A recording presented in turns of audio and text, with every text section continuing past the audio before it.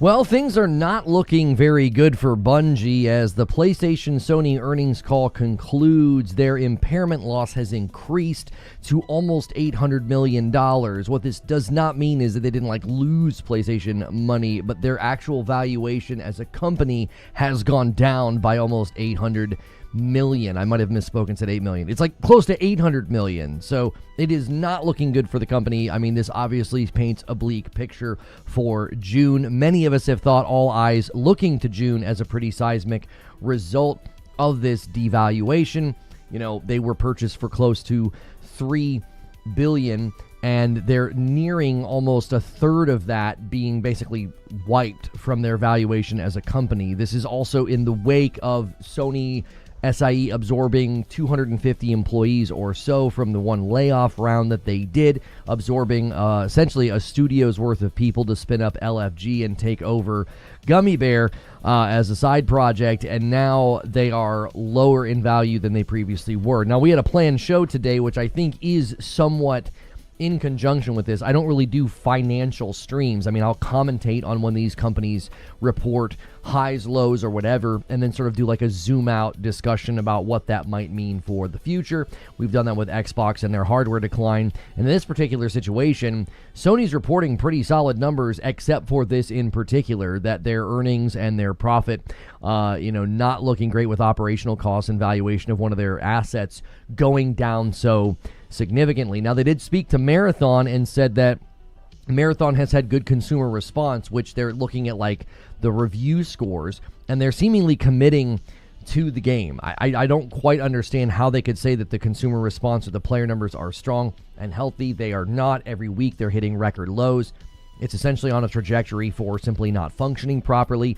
We're having consistent complaints from YouTubers about the fact that they feel like skill-based matchmaking has been put into the game. And I've continued to say it's not skill-based matchmaking. It's that your player base is so small, you're always facing the same people. You basically only have hardcore players left. This was also, I think, exacerbated by sort of fragmenting the player base and putting people into a more casual funnel where they can go and get these free kits. They just did an update to sort of raise the floor of those free kits, which means if you're a more sweaty player going into the more sweaty environments, there's just less people for you to play against. And someone's telling me, well, the skill-based matchmaking issue was fixed a while ago. They said it was a bug. Even in the wake of them saying they fixed it, I still see people essentially complaining that they're only facing the same players and only engaging in the same basic fights with the overly sweaty players, which is interesting because initially when many of us were critical of the game being a little bit too hardcore and a little bit too challenging, we were told to get good or go play something else, and this was a hardcore extraction shooter. Well, hopefully the fans enjoy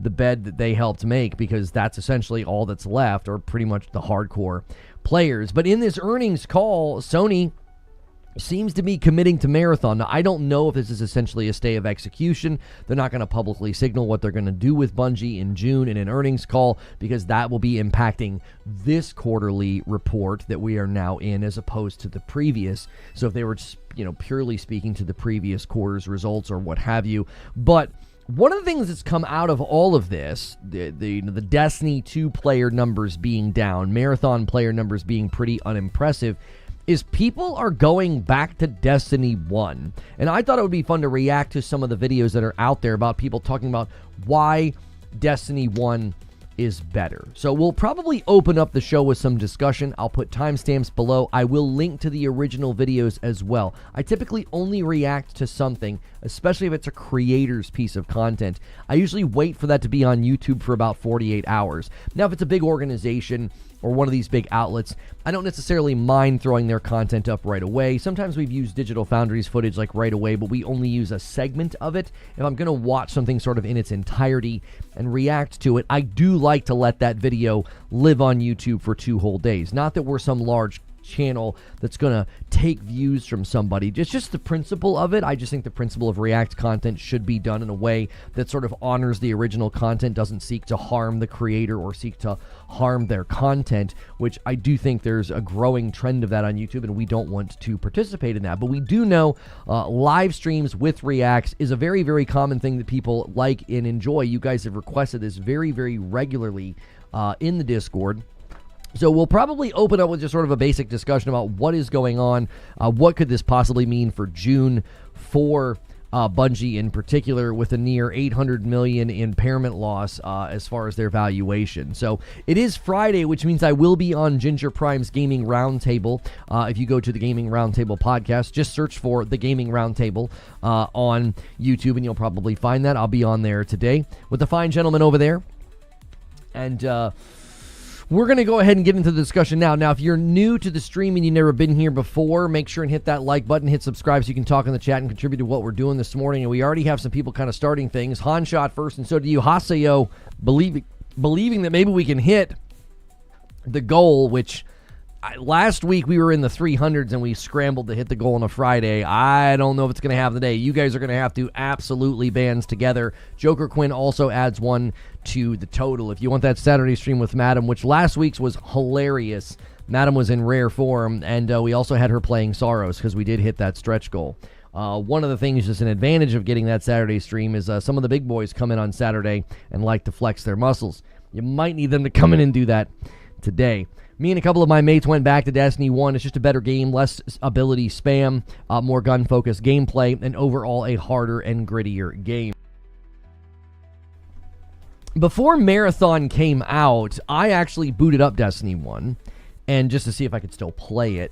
And I could, and because we were like, well, if it's their policy that, you're banned in one game, banned in all games, we're not going to be able to play Marathon. And I've been able to play Marathon, moderate amount of time. I haven't played it really since that launch week. But we booted up Destiny 1, and I was kind of struck how even at 30 frames per second and like a 75 FOV, I was like, this game still just feels very, very good. They really, really nailed the feel, the weight of your movement, the feel of the guns, all the various things that goes into a game and how you experience it.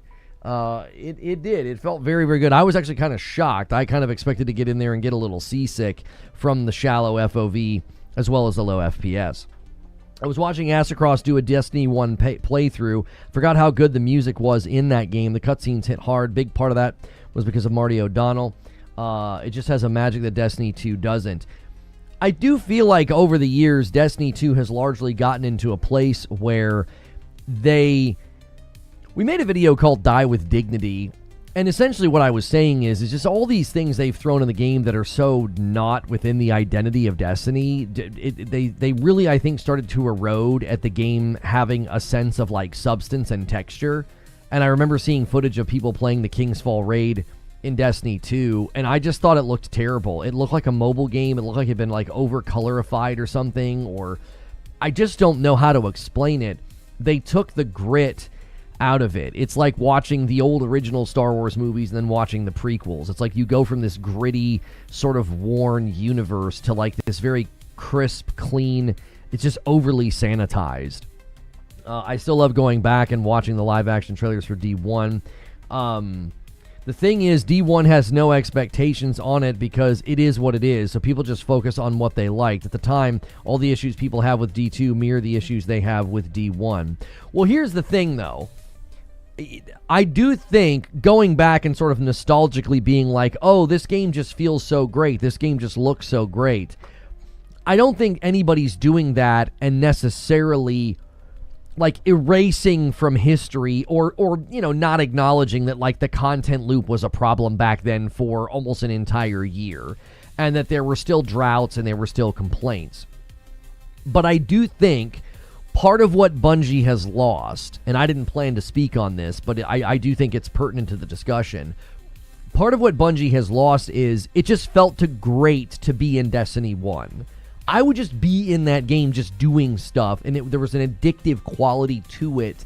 And yes, there were not other games vying for my time and attention. That is certainly another battle that they have lost. Like, there's just so many games that you can play right now, either just the ocean of new games, like we're just constantly games are coming out this year. I mean, I'm having to take brand new games and put them on the back burner because it's like, well, I want to play Soros. I really committed and put in time to make sure I finished Pragmata. So there's tons of games to play. But I also think they lost that feeling. It just, being in Destiny 2 slowly started to erode into just sort of a gamified game. it was very gamified. It was like, well, you're here to do this activity or you're here to do this thing. And it started to lose that sense of like, oh, I just like being in the world. Now, some of this, I think, comes from vaulting content, because now the game feels like at any moment things can be ripped out and shoved in. It makes the game have an inauthentic feel to it. The fact that you can boot up Destiny 1, go to original areas and see original things that are there untainted, untouched, I think there's just something special about that. And I think in Destiny 2, you can't do that. It starts to feel unfamiliar to you. Like, think of a restaurant, you know, if they go through a significant remodel and you go to that restaurant and it just doesn't have the same ambiance, it doesn't have the same vibe. The waitstaff's different. Maybe it has different ownership. And people are like, well, the menu's the same. You'd be like, yeah, it doesn't really matter. I don't feel the same when I'm here, and that's part of the deal. Like, that's part of the deal of a live service game. That's really part of the deal with Destiny. Like, one of the things that made Destiny so successful over the years, it just felt good to be in the game. It just felt good to be in the environments and just to go and shoot stuff. What's good, Feed? I see you in the chat. D1 has a wonder to it that can't be replaced or recaptured. The issue is that we continue to try with D2. And I think they hurt Destiny 2 in that way. I think the first sign of trouble was when they started removing content. When you start removing content, it's like, I defended it at the time because I was like, they don't have another choice. They either do this or they make a mediocre Destiny 3. And it was like, I would imagine we would all just prefer to keep playing, would we not? So we sort of accepted a bad decision as the only viable option. We didn't accept the decision as if like, oh, throw confetti in the air. It's so great to have content taken away.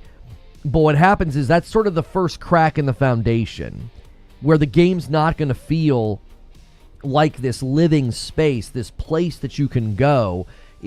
I think one of the missing pieces in analysis of live service games that have been successful is live service games that become successful become a third space for people. We've talked about this before, right? The absence of third spaces, how typically growing up and in the past, Boss Tackett, thank you for the Member Plus renewal, you had your third space, right? You had work, school, church, right? You had these two places, but then you had your third space. And a single comes in from Siege Master. Thank you so much. Some people still believe you guys can do it. I don't know. I am a skeptic today. This is way behind compared to last week. We'll see if you guys can't rally together as a group. A lot of singles and fives adds up, but you guys might have to bat signal. I don't know. Some of the big boys haven't been around this week. I think folks are traveling. But, you know, when you have this third space, this place that you go, you know, like the Cheers theme song, where everybody knows your name. I think in some of the analysis of live service games, what some of these places have been missing and what some of these studios have not been thinking about is you have to become someone's third space. And a single comes in from Haseo and gets us to 210. Thank you, Haseo. So, Destiny became a third space for people. But when you start hacking away at pieces of it, and then the new content and the art direction and the vibe of the game starts to shift so significantly, it doesn't really feel like your third space anymore. It doesn't. It would be like your chess club suddenly being a club that played Monopoly. You're like, well, yes, it's the same basic group of folks, and yes, we're getting together. And a five-bomb comes in from Haseo. This guy every Friday does what he does to try to secure the Saturday stream. Thank you, Haseo. You know, it's like, well, it's the same people. It's a board game after all, and there's pieces, but everything would look and feel very different.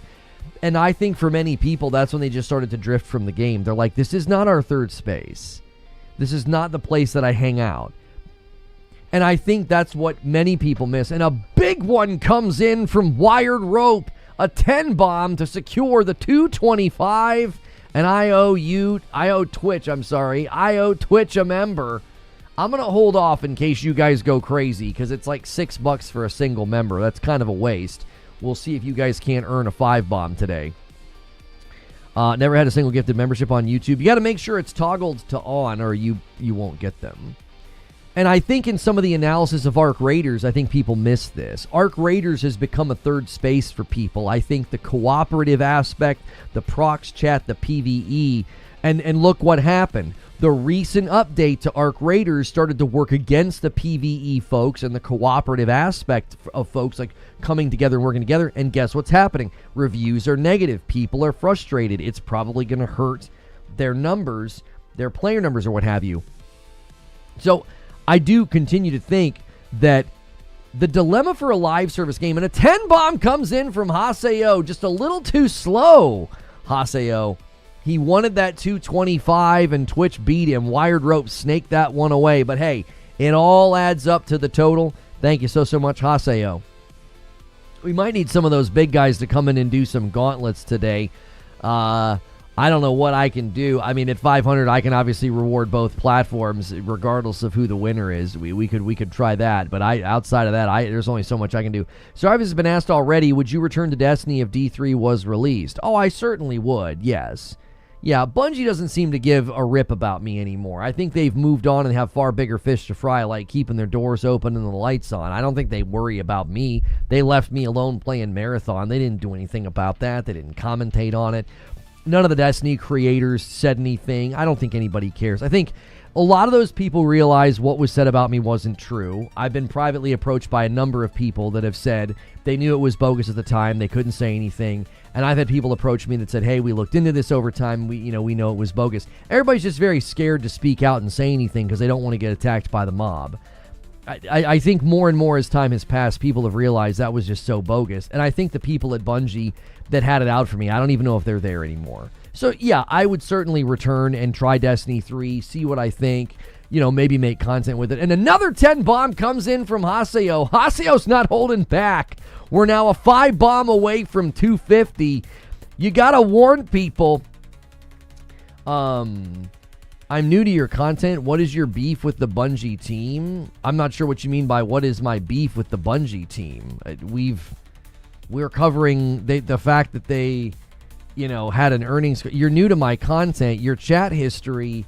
You've been commenting since my Crimson Desert content. So I'm not really sure why you're in here saying something that isn't true. You're not new unless you're saying I'm new to your content. I've never really heard you talk about this. And a 5 bomb from Siege Master secures 250, but another 10 bomb comes in from Loch Ness, and we have ourselves the first member train of the week. This is a big one. We had a 5 from Haseo, 2 10s from Haseo, and now a 5 from Siege and a 10 from Loch Ness. Get involved, folks. You guys can do it. You did it last week, I believe. You don't know my Destiny history. Oh, okay. I understand what you were saying now. I was like, you're not new. You've been here a while. Okay. So, my criticism of Bungie as of late is I felt like Marathon was the wrong game. I don't think it has life. I think it was a bad investment. It's basically a mode that they tried to release that was essentially ripped from what was going to be Destiny 3, right? I also don't have a great history with the company. Bungie took part in a pretty dishonest cancel brigade against me 6 years ago. They signal boosted lies about me. Many big content creators signal boosted lies about me. Once all the dust settled and I disproved about 80% of the claims, and all remaining claims were still largely exaggerated, like jokes or inappropriate remarks were just disgustingly exaggerated to the point that people claimed that they were like victims of harassment and assault. None of them were, and Bungie played a part in that. And I defended myself, got deplatformed off of Twitch, had to rebuild on YouTube. And like 7 months later, they banned me from Destiny 2 because it was becoming known they were involved. It was becoming known tons of people lied. Around that time, people scrubbed their entire timelines. A bunch of claims disappeared. Really big, prominent creators that helped signal boost the whole thing just completely scrubbed every mention of it because they knew they were legally liable for all sorts of things that they basically destroyed my business with lies. Well, at the time, I think Bungie didn't want it to be further discussed or, looked into. I was still a full-time Destiny creator at the time. This is early 2021. They banned me from Destiny 2. So I feel like in light of that and in light of me having to completely rebuild to provide for my family and still we're not where we'd like to be, Dark Taco with 41 months, I feel like I've been very classy about this. I've not made it petty. I've not made it personal. I'm not on some vendetta, right? I'm not on some vendetta against them, but I do feel like as a company, they're not doing a great job with Marathon. I mean, I don't need to say this. Sony just devalued them almost $800 million as an impairment loss in their earnings call. I feel like I have been very classy about this in light of what that company did to me. And I feel like I've done just basic analysis of Marathon. I've done basic analysis of like what can help a live service game succeed and why I have believed middle or early last year, I made a video that said Marathon was a recipe for failure. Dark Taco said, Lono, the CFO's statement on Marathon retention was really interesting. I'm wondering if console retention is better than Steam despite the smaller pool. I honestly feel like it was just generic nothing speak, if you want my honest opinion, Dark Taco. I don't believe it. I don't think that Marathon has good retention on console. I mean, people wouldn't be complaining about matchmaking if that were the case. And Paul Tassi said, according to Bungie, 70% of the sales were on PC. I don't think Bungie lied to him about where the primary consumers are. Street Shadow with a $10 super chat says, I checked out the earnings. Though Bungie was a drag on PlayStation, Sony was still up 12%, which is crazy. I think now Bungie will be fully integrated, and the obvious thing is that D3 has to be the plan. And a 5-bomb comes in from Haseo. He gets us another 10 away from a milestone of 275. Haseo is like, I got paid. You got paid. You're paying it forward, brother. You guys need to help out Haseo. He believes in this Saturday stream. It's one of his favorite things. He's always asking about it every week if we've unlocked it. Logan says, I would agree. Since I've been here, you haven't seemed like a Destiny hater. You should be allowed to voice your opinion. I am pro Lono. I appreciate that. I mean, given everything I just told you, you would probably expect me and anybody in that situation to be vicious and to be toxic and nasty. I have continually talked about how I don't want Bungie to go away. I don't want them to be shut down. I think we need them. I think we need Destiny. I think we need Destiny 3 in the market. I think it'd be good for the market. Does Reforge Gaming make you less income? Homie, I'm not going to talk with you about my income. I mean, I was on an insane rise in 2020, and I'm still not back where I was then. I mean, that's as generic as I'll keep it. They completely and utterly destroyed an up-and-coming huge business that was going to create generational wealth for my children. I mean, I've been completely set back in that decades by decades. You can't just redo that sort of a thing. It's very organic in these spaces. Joker Quinn gets us to 267. Thank you so much for the gift to Joker Quinn. Destiny 3 will be a PS6 game and next-gen Xbox and PC. I mean, I don't know if they necessarily need to make it next-gen. You have to think about something. By the time it lands in, like, 2031, there are going to be so many PlayStation 5s in circulation, you would not want to leave behind that generation of people. I don't think that would be a very good choice. According to the reports, they're closing in on 100 million in distribution. So as far as, console saturation, I think Sony knows shutting down Bungie would be horrible. I don't think they plan to shut them down. When you buy a company for $3-something billion and you devalue them by about $800 million, I don't think you're like, oh, we need to shut them down. The asset is less valuable. That doesn't mean it has no value. It means the value of that asset is still somewhere in the neighborhood of $2 billion. You don't just shut that down. They're too large. They've got too much institutional knowledge, too much data to just be like, oh yeah, bye, see ya, you're gone. Of course, people have the right to have their opinion, but facts are facts. They said they're happy with Marathon and will be investing further. I know the Doomers are mad, but it is what it is. Yeah, I don't believe them. I don't believe them. If they can make good on that promise because it's super generic, Crowded House. They can spin off a small team and keep Marathon going for the rest of the year, deliver all the seasons that are planned. The facts are the facts. The player-based numbers are dadgum terrible. I don't care what some corporate person says in generic corpo speak. I hold them to the same thing I hold Xbox to. If you're going to give me generic corpo speak, I'm not going to put a lot of confidence in it. I can see what I can see. I can see nothing but decline, nothing but lack of retention. I don't care what they say about, oh yeah, it's doing well and we're going to continue to invest. That could literally mean anything. That could quite literally mean anything. That could mean they have a small team that supports the game for the rest of the year and they just push out the stupid seasons Is it really going to matter? Highguard said the same thing. Yeah, we got the same nonsense speak about Highguard and Concord that like, oh, we have a roadmap and we have planned content and we don't need lots of players to be successful. Come on. That game, there is no way that game is going to get significant investment and a significant future. I feel the mantle may make Destiny 1 much easier. Bring on Destiny Classic. Yeah, I know that Astacross and others have really said, like, hey, you bring back a Destiny 1 Classic, it could be really huge. I just don't know if that's worth the effort. I feel like it would be like a bottle rocket of attention. It'd be like, oh, this is really cool, and then a month later, no one would care, and I don't know if the money would be worth it. Bungie, similar to BioWare, they have too much pedigree to shut down because Marathon is underperforming. They'll be given another chance just like BioWare. Well, it's not even about Marathon. It's both Marathon and Destiny. Yeah, it's both Marathon and Destiny. Thank you for a 5-stream streak, and Cypher, I appreciate it. It wasn't really generic at all. It was pretty straightforward. Highguard was the word of the devs. This is the word of Sony. Right, but it's generic, brother. Look at what they pointed to. And we know it's not true. They said, what do they say? Good retention? Somebody get me the verbiage. I'm here to tell you what they said. If you're taking that to the bank and you think Marathon has a bright future, it doesn't matter what a CFO says if the player numbers look like they do.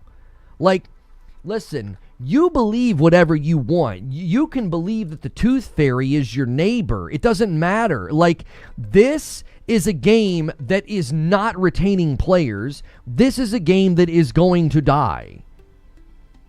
This is a game that is going to die. I don't care what an executive says. If you don't have players, that doesn't matter. Money doesn't change this reality. A $5 from Super Street Shadow, a Super Chat, I'm sorry, from Street Shadow. Also, last thing, Lintau stated the impairment will not exist or be an impact on the fiscal year 26, and I agree, Bungie won't be shunned down, just absorbed fully. Player reception to Marathon is strong. That's reception, and that's true. The score for the game is strong, okay? So that's true. Metacritic of 82, more than 90% of the player views on Steam are positive. Engagement metrics, such as retention, also remain at a high level. Now, what does that even mean? Engagement metrics, such as retention, also remain at a high level. Are you sure about that? Are you sure? Does this look like retention is high? This could mean anything. Yeah, Fuzzy's saying that's like saying Game Pass is profitable. We don't know how they're determining this. This is the opposite of retention. There's no way. Okay, so Paul Tassi has contacts at Bungie that tell him 70% of the sales of this game took place on Steam. That's not player retention. They continue in their statement. Going forward, we aim to improve the performance of the game by working to retain highly engaged core users through introduction of additional content. Oh, see, now you're catching what they're saying, aren't you? Yeah, further improvements in gameplay experience and expansion of the user base. So, they're wanting to improve the game by working to retain highly engaged core users.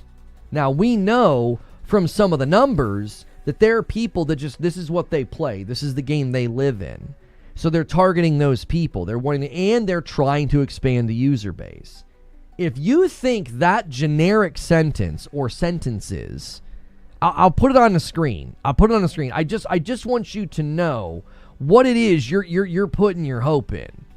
All right, hang on. I'm like zoomed in here. This is what you're putting your hope in. This is not factual. This is generic. This is vapid. This is called corpo speak. The only thing that's factual is the first part. Player reception to Marathon is strong, receiving a Metacritic score of 82, and more than 90% of the player reviews on Steam being positive, okay? Engagement metrics, such as retention, also remain at a high level. What does that mean? TJ Boom Boom with a $5 super chat says the only thing that can save live service games is another pin to bring on. No, stop it. Thank you for the $5 super chat.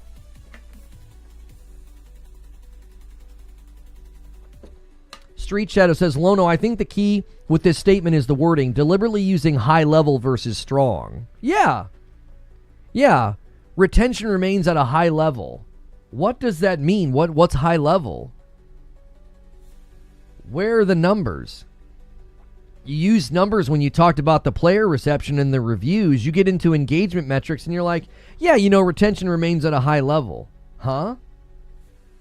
Wheezy says, I think the retention phrasing is just corporate speak at the end of the day. It wasn't an absolute financial failure, but it has positive elements such as retention, which seems mainly on PC. But yeah, whatever, just my 2 cents. They very much clearly see it as a sinking ship, and they also have to bail water out, but they can't just say, yeah, the game is in dire effing straits. 10K maybe, says Perfect Image. And then they say, going forward, we aim to improve the performance of the game by working to retain highly engaged core users through the introduction of additional content, further improvements in the gameplay experience, and the expansion of the user base. So again, I want you to really, really read the front here. They're aiming to improve performance of the game by what? Working to retain. Who are they going to retain? Highly engaged core users. Now you see why this statement is so empty and so meaningless. Highly retained core users, that could be a really, really small group of people that's justifying their phrasing, retention remains at a high level. High level of what? Your highly engaged core users? Is that who you're talking about? A very small group of people who play at a high degree? Rissick, thank you so much for the gifted member. Gets us to 268. June can't come fast enough. I'm here to tell you. Crowded says, I'm not surprised by anyone's response, by the way. Everyone wants to be right. I really don't care anymore. The only truth to anything is that we will see. We don't need to see. I can see right now. Bungie's commitment or PlayStation's commitment or Sony's commitment, it doesn't matter. It doesn't. The owner of a restaurant can tell me he's committed to continuing to keep the restaurant open. But if every time I go there on a Friday and a Saturday night, the place is getting less and less people and less foot traffic, I know what that means. The writing's on the wall. It doesn't matter about Bungie's commitment or PlayStation commitment is completely irrelevant to the facts. They're not retaining players on their biggest platform. And Rissick drops a 10 bomb and gets us to 278. Thank you so much, Rissick. I owe YouTube a member, by the way, and we are now 22 away from 300. Thank you so much, Rissick.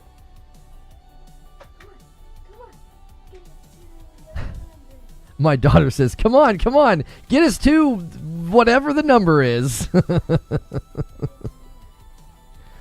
So my daughter and my son are very excited. They came back from a little school retreat thing, and we got them Samsung A9 tablets. Now they are refurbished because they were bigger screens for less money. If we bought her the new one, it would be a smaller screen. And she's like, I'm going to be able to text my friends. And I'm like, okay.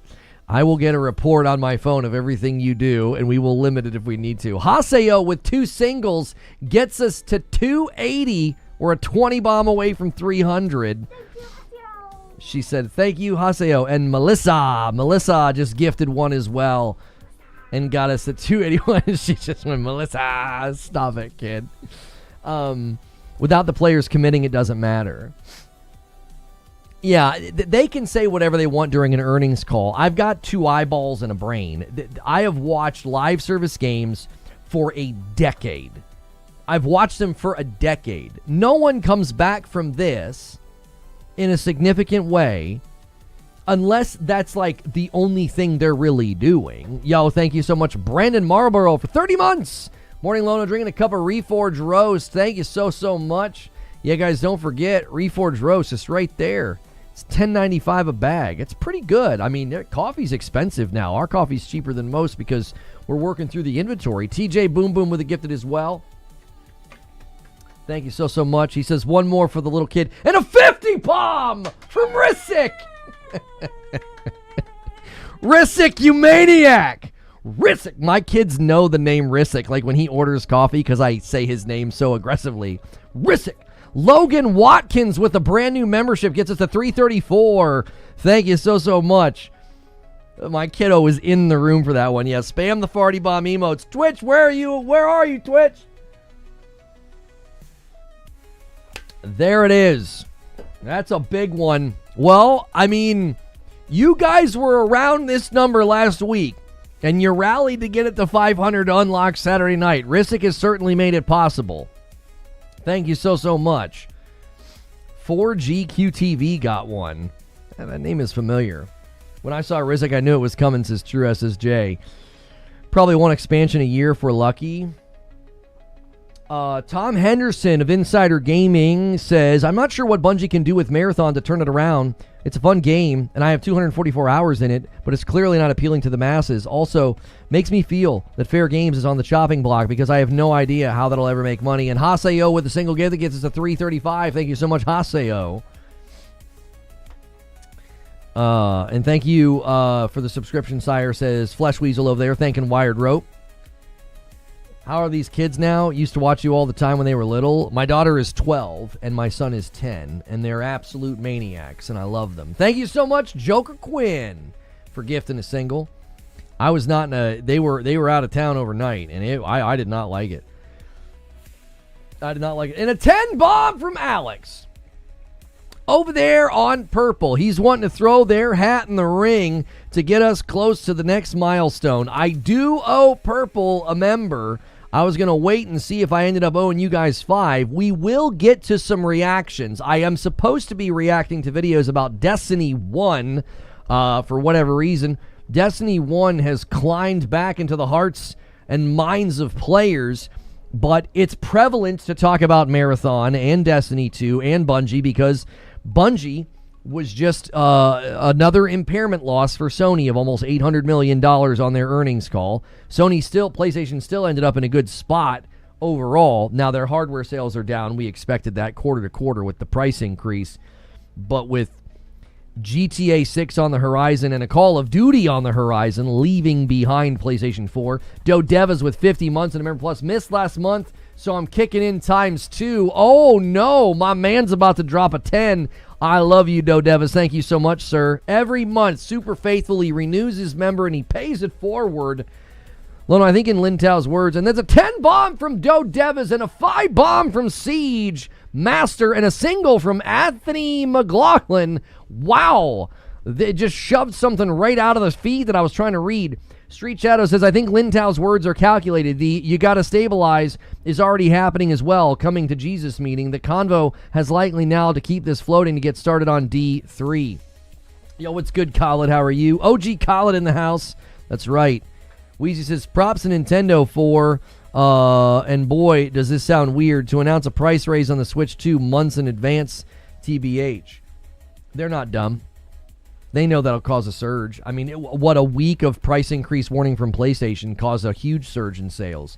Anthony, with 33 months, rolled second credits on Soros last night. What a game. What a year.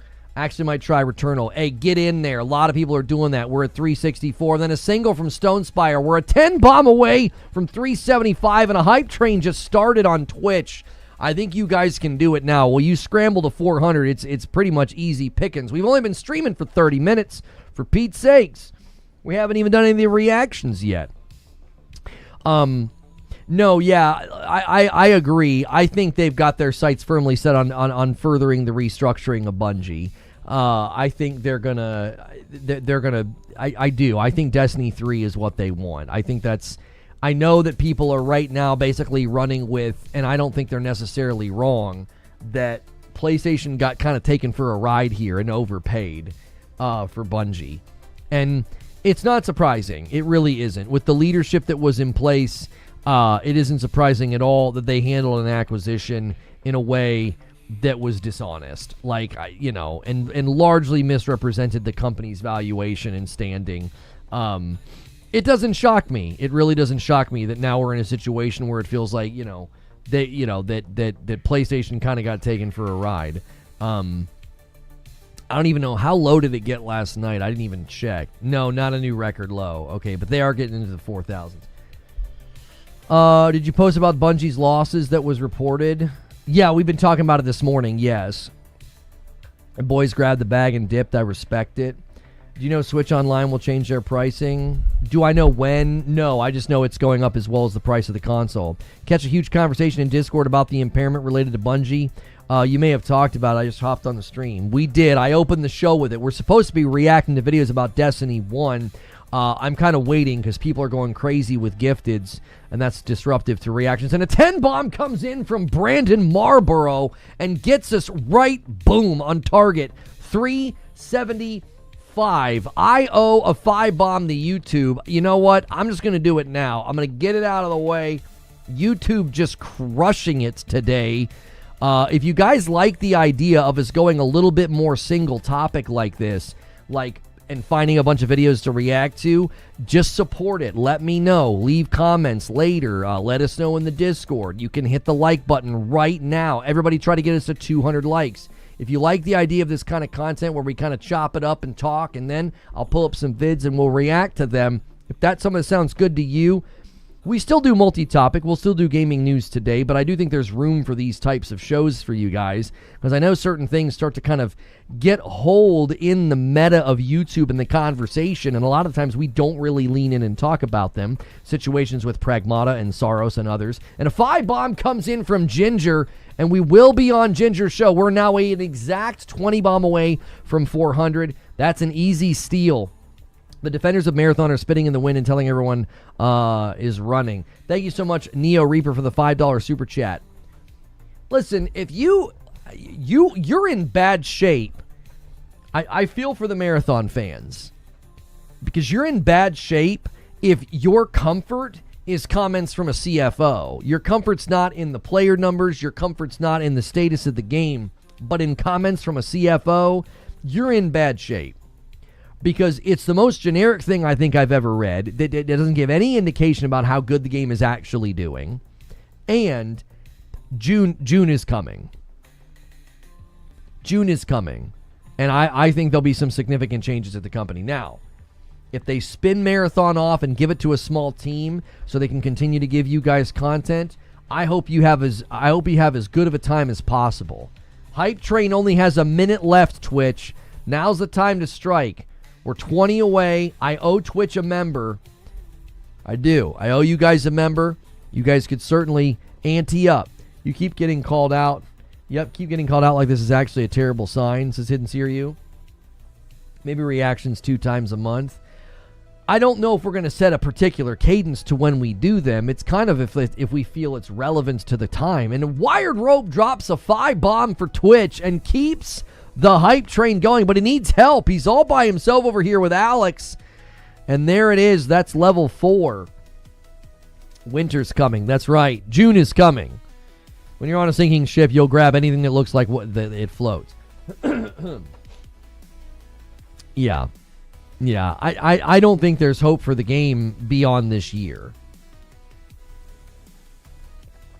Release a Kraken says, I love Marathon. I have 100 hours played. I know it's not doing good at all. Anyone ignoring the facts is choosing to bury their head in the sand. I appreciate fans like you, Release the Kraken. I do. You can stare at it straight face and you know what's coming. You know. Now, if this was some scrappy little studio that could commit and they had a lean budget, I think they could go somewhere with it. But I think the operational costs are too high. Dodeva double dips. He supports on both platforms, 10 months and a Prime. Guys, if you have Amazon Prime, you can support me at no extra cost every month on Twitch. So make sure and use those primes. You got to do them manually. And he just got us a level 5. Thank you, Dodeva, leveling up the hype train. Bungie had a good run, but it's over now. I don't think Bungie's over, Tommy. No. They were purchased for around $3 billion. They've been devalued by about $800 million. Their valuation is what the impairment loss is. You don't just shut down a valuated company around $2 billion. I don't think they're gone. I think they're going to get restructured and be built in a way to set up Destiny 3.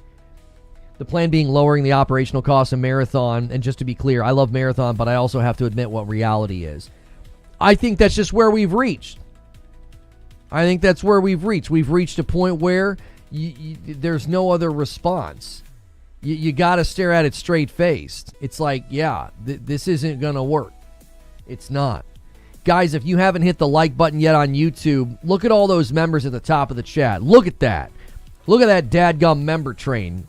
You guys are well within reach of getting a Saturday night stream with Madam.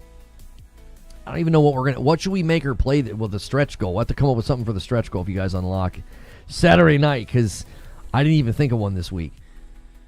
Bungie's best work has come with the corporate overlord. Halo with Microsoft, Destiny with Activision. Sony could drive something great, but they need to get hands-on. That's an interesting observation. Why Uno using their Prime over there on purple and bumping the line to 387. Thank you so much for using your Prime. Make her play Saros again. We could make her play Saros again. She beat Biomes 1 and 2. You guys want to see her go? You guys want to see her start at Biome 3? Madam had you literally LOLing last weekend. That was probably one of the funniest streams we've ever done. Lona, one thing Sony might not need to look at, cuts to Bungie, the retention window from the purchase ends in June, meaning people may leave since their retention has vested. That's the concern, is that in June there's mass exodus. Now, I speculated, Street Shadow, that Sony went in there and said, let's have a frank conversation. Who's leaving? It's fine if you want to leave. We know you want to. We know a lot of you are going to. Why don't we treat the company with some dignity and respect here, right? Tell us who's leaving so we can have transitions in place. Let us know. No hard feelings. It's business at the end of the day. Like, I wonder if a very frank conversation has taken place. You know what I mean? Like, going in and saying, hey, we think it's time to have a frank conversation, because we know a lot of you are going to leave anyway. That's an interesting observation, Creature. I've been saying that for years. I'm not sure what you're responding to, Fuzzy. Destiny 1 would be interesting to watch. Oh, you guys want to see Madam play Destiny 1? We could make her play Destiny 1. That would actually be really funny. Have her play from the very beginning, though. Or should she just play with one of my characters? I feel like it'd be more interesting to have her playing from the beginning, like experiencing the story afresh. That usually puts people on a list to be let go. She really got me with Xbox will protect their art from Bungie. That was a good line. I think most game devs are job hunting at the moment, to be honest. I doubt many are walking by choice. It's leadership that's walking, because they don't need them. They don't need a job. They're going to have so much money.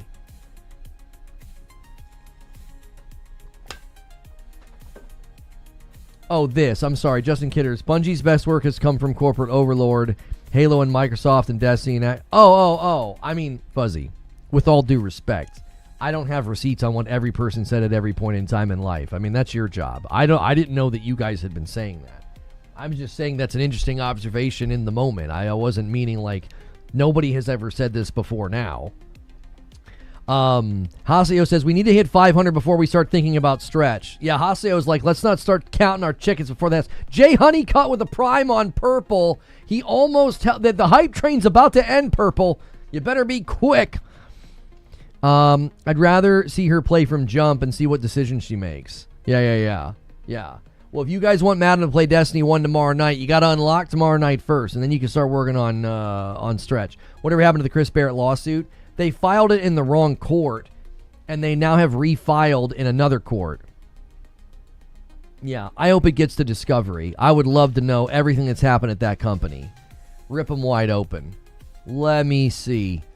Because I would not be surprised if there's some very interesting people that are then viewed as worse than Barrett. Content creators as well. I think that discovery process is going to be magnificent. T-Man Grove with 56 month and a VIP, and Jose plays. Thank you so much, Jose. There it is. We are exactly 10 members away from 400. You guys are putting us right on the runway. Nice work.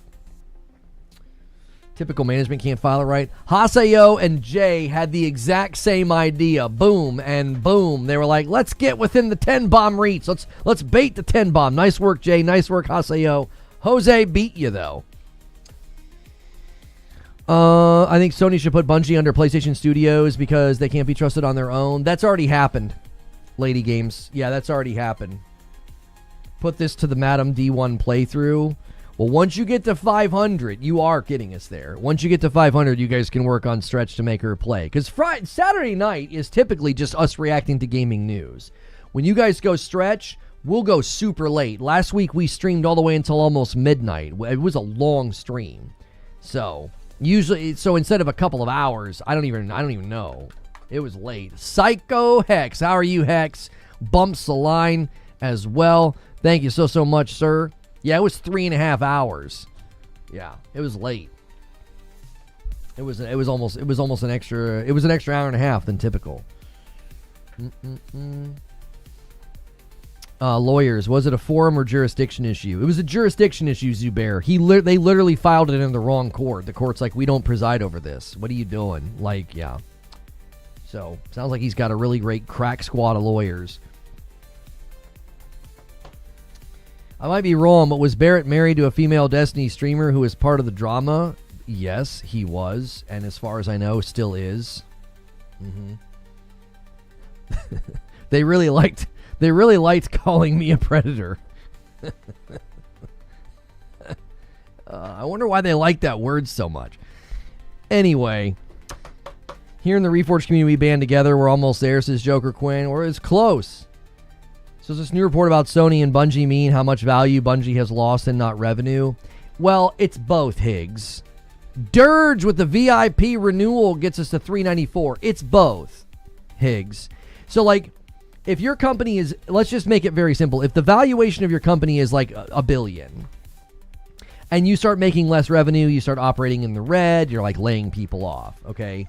Well, the next time they do valuation on you, you're going to be worth less. Because you're generating less. Your profit margins are smaller or non-existent. Haseo gifts us, we're exactly a 5 bomb away from 400. Who's going to take the crown for the 400 milestone? NG got told by Bungie to stop. Get educated on the subject. No, you're completely incorrect. That's not true. Shuhei Yoshida has spoken to this. The former director of the Last of Us faction spoke to this. It's ironic that you're telling somebody to get educated when you literally have the facts wrong. Angry Pete with the 5 bomb lands the plane of 400. They were not told to stop by Bungie. Bungie does not have legislative or jurisdiction power over another studio. Naughty Dog quite literally said out loud in a thing, we don't want to become a live service studio. Shuhei Yoshida corroborated this claim in an interview where he said they were basically told what it would take to support the game. They would no longer really be able to be a single-player studio. They opted that, no, we want to continue to make single-player games. Bungie were instrumental.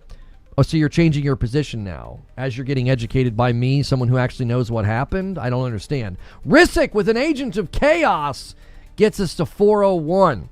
Thank you, Risic. They were not told to stop. They were told what was required to support the game, and they were not prepared to do that.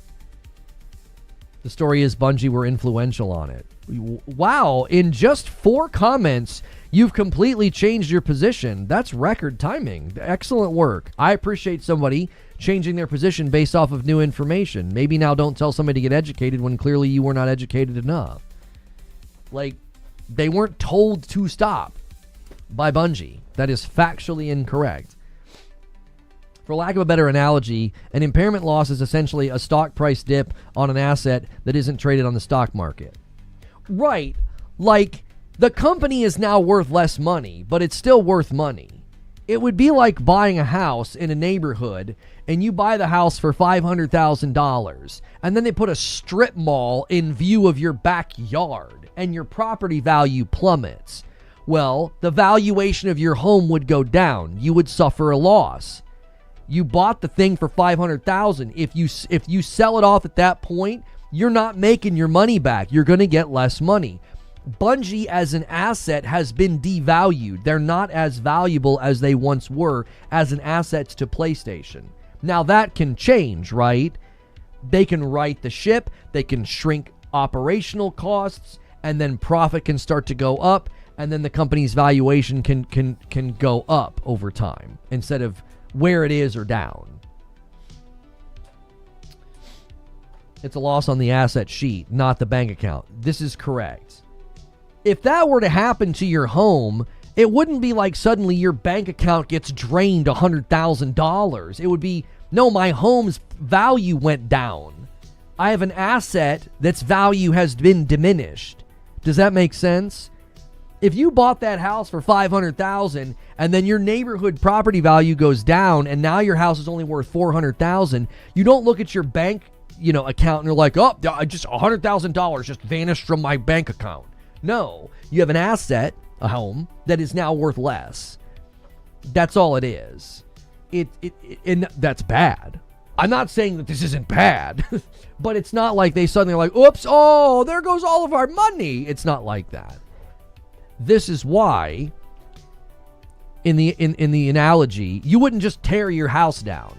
Well, its value went down, just burn it to the ground, get the gasoline, Thelma. Like, no, you would say, we still have a home that's worth $400,000. We're still retaining value on the asset, even though it's been diminished. The loss would only be realized if Sony sold Bungie today. As with the analogy, if you sold the house at that moment, you would have lost money. You'd be like, well, we bought it for $500. We're going to sell it for $400. So when you would go pay the bank back on the loan, you wouldn't have enough money. You'd have to pay out of your own pocket. So what you would probably do is, in that case, you would probably try to increase the value of the home. If you could build some kind of fencing to block the view, plant trees, I don't know, any number of things that increase the value of the home. Zubair says, don't speak for me. I'll commit insurance fraud with arson if I want to. So, because of the impairment loss, I think we know what's coming in June. Some type of exodus, some type of seismic restructuring to put the property on on the reversal of the impairment loss. They're going to want the value of the company to go back up. They're going to put it on a path to do that. When you're a company this size and you're able to buy companies for billions of dollars, you're going to make sure that you can recoup some of that. So they're going to probably try to get Bungie into a place where the valuation can go back up as an asset. You don't just burn the asset to the ground or sell the asset. You would say, hey, we can probably weather this. They're still worth a pretty good chunk of change. They got a lot of people. They got a lot of talent. They got a lot of institutional knowledge, as well as just internal statistics and a lot of knowledge about live service. So, in this analogy, Bungie burned the strip mall down. No, I don't think you understand the analogy. The analogy is that they built the strip mall. They're the ones that devalued themselves. You know what I mean? They're the ones that did it. They're the ones that did it. They devalued their own company with their own hubris and bad decision making. You know? All right, so we're going to be on the gaming roundtable. Let me get this on the board for you guys to let you know roughly how much time you have. Let's see. Gaming roundtable will be at 1 today. All right, there it is. All right, there's how much time you have. Now, I'm joshing there with the strip mall. It's worse than that, though, John. They bought the house, and then they were the ones who greenlit the strip mall to be built. They're like, who would do this? Who would do this to other property? That's what happened. $200 million wasted on Marathon. Going to cost jobs. Will be tough to recover and get back to pre-Sony level. Bungie can't afford to miss on the next project. Well, you make them lean, get the operational cost down, enter into a publishing deal to basically publish Destiny 3, and then you're off to the races. Will there be reacts before then? Yeah. Yeah, I'm getting ready to do the reacts now. The impairments affect your total income since it creates an expense. At the end, your profits are affected by the impairment. No, this is true. What I was saying, though, is it's not like their bank account got drained of money. Like, oh my gosh, there goes that money. It works against your margins. That is correct. It works against, especially if you're a shareholder, you're looking at the, share value of the company, how well the company's doing. So I know a lot of you guys are turning in. Is this devaluation after last layoffs? This devaluation is the company as it currently stands. Bungie's current operational costs, combined with what they generate as a company between Destiny 2 and Marathon, has caused an almost $800 million devaluation. It's not cash, it's accounting. Correct. Dog with 15 months in a prime over there on purple, help pushing us a little bit closer to the weekly goal of 500. Thank you, boys, for a big day on a big Friday. It looks like we're going to be able to unlock it. All right, so here's what we're going to do. This is an experiment that we're running. I know you guys like watching me interact with videos and people's content out here. Let me open up these videos, and we could always have you guys vote on which one we should watch first. Now, some of these are very short, so I'm wondering if we should just do the short ones first. Divide has a video called We Hit Peak Bottom. It's only 5.5 minutes. Now, I know some of you just heard We Hit Peak Bottom, and you got excited for different reasons, okay? This is a video about Bungie and Destiny and video games, okay? It's not that kind of channel. So don't let that sway your vote. The oh-so-handsome Astacross has a 15-minute video, says it's just better. He's talking about Destiny 1 being better, right? I think there's an entire section of this video dedicated to how great I am and how great my coverage was. I'm just kidding. Here's one from Helly that says, is Destiny 1 even worth playing in 2026? This is a 9-minute video. Now, this is the monster. All right, this is the monster. Before you make Destiny 3, watch this video from Pint Size. If you guys want to subscribe to Pint Size, you could help them hit a great milestone of 10,000 subscribers. This is not a large channel, and it's amazing to see a video get that many views. 205,000 views. It's an hour long. It's a long one, right? It's a long one. So which one do you guys want to watch first? We've got Divide, Astacross, Heli, and Pint Size. We got some videos to watch. I may be confused, but Marathon was never supposed to support all of Bungie. I don't think anybody's indicated that this morning. It was a side project among other side projects, wasn't it? Then Sony took them on and shelved another, right? Huh? No, I think the misunderstanding maybe you're having with some of the commentary this morning is that Marathon was super expensive to build over the last 6 years. And it's not doing well. You know what I mean? This is crazy. Me and the boys brought up coming back to D1 just yesterday. Let's do it. Let's do it. Let's go. Let's all go back to Destiny 1. I can become a full-time Destiny 1 content creator again. You know, let's create our own time loop. We can create our own time loop. We can go back in time. It's possible. Cross. Everybody's voting for Cross. I got a vote for Cross on YouTube. I got 2 votes for Cross on Twitch. I got a vote for Pint Size. We might actually have to do a poll. I think we need to do a poll. All right, we're going to do it on YouTube because there's more people over there. I think I might be able to do add an option. All right. Which video should we watch? All right. We have Astacross. We have Divide. We have Heli. And then we have Pint Size. All right. There's your poll. All right, and then I think on Twitch I can do polls as well, can't we? What's this here? Create a new poll. All right, which video should we watch? All right, I'm letting you guys decide. Astacross, Divide, Heli, and Pint Size. The duration will be 2 minutes. All right, there we go. Astacross is winning pretty much handedly on YouTube.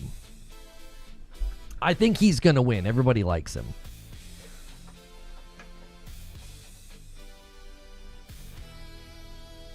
You better do the long one first if you plan on doing it.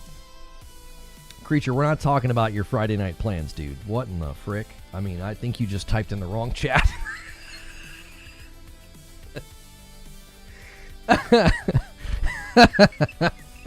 He said do the long one first if you plan on doing it. Destiny probably loves Cross. Hey, Lono. Yo, what's good, Sethians? You voted Helly? Okay. Yeah, it's going to be Astrocross. Nobody, we might as well just end the polls. All right.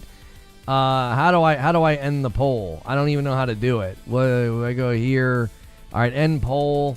All right. And then I'm going to go here and I'm going to go end poll. All right. How can you not love that accent?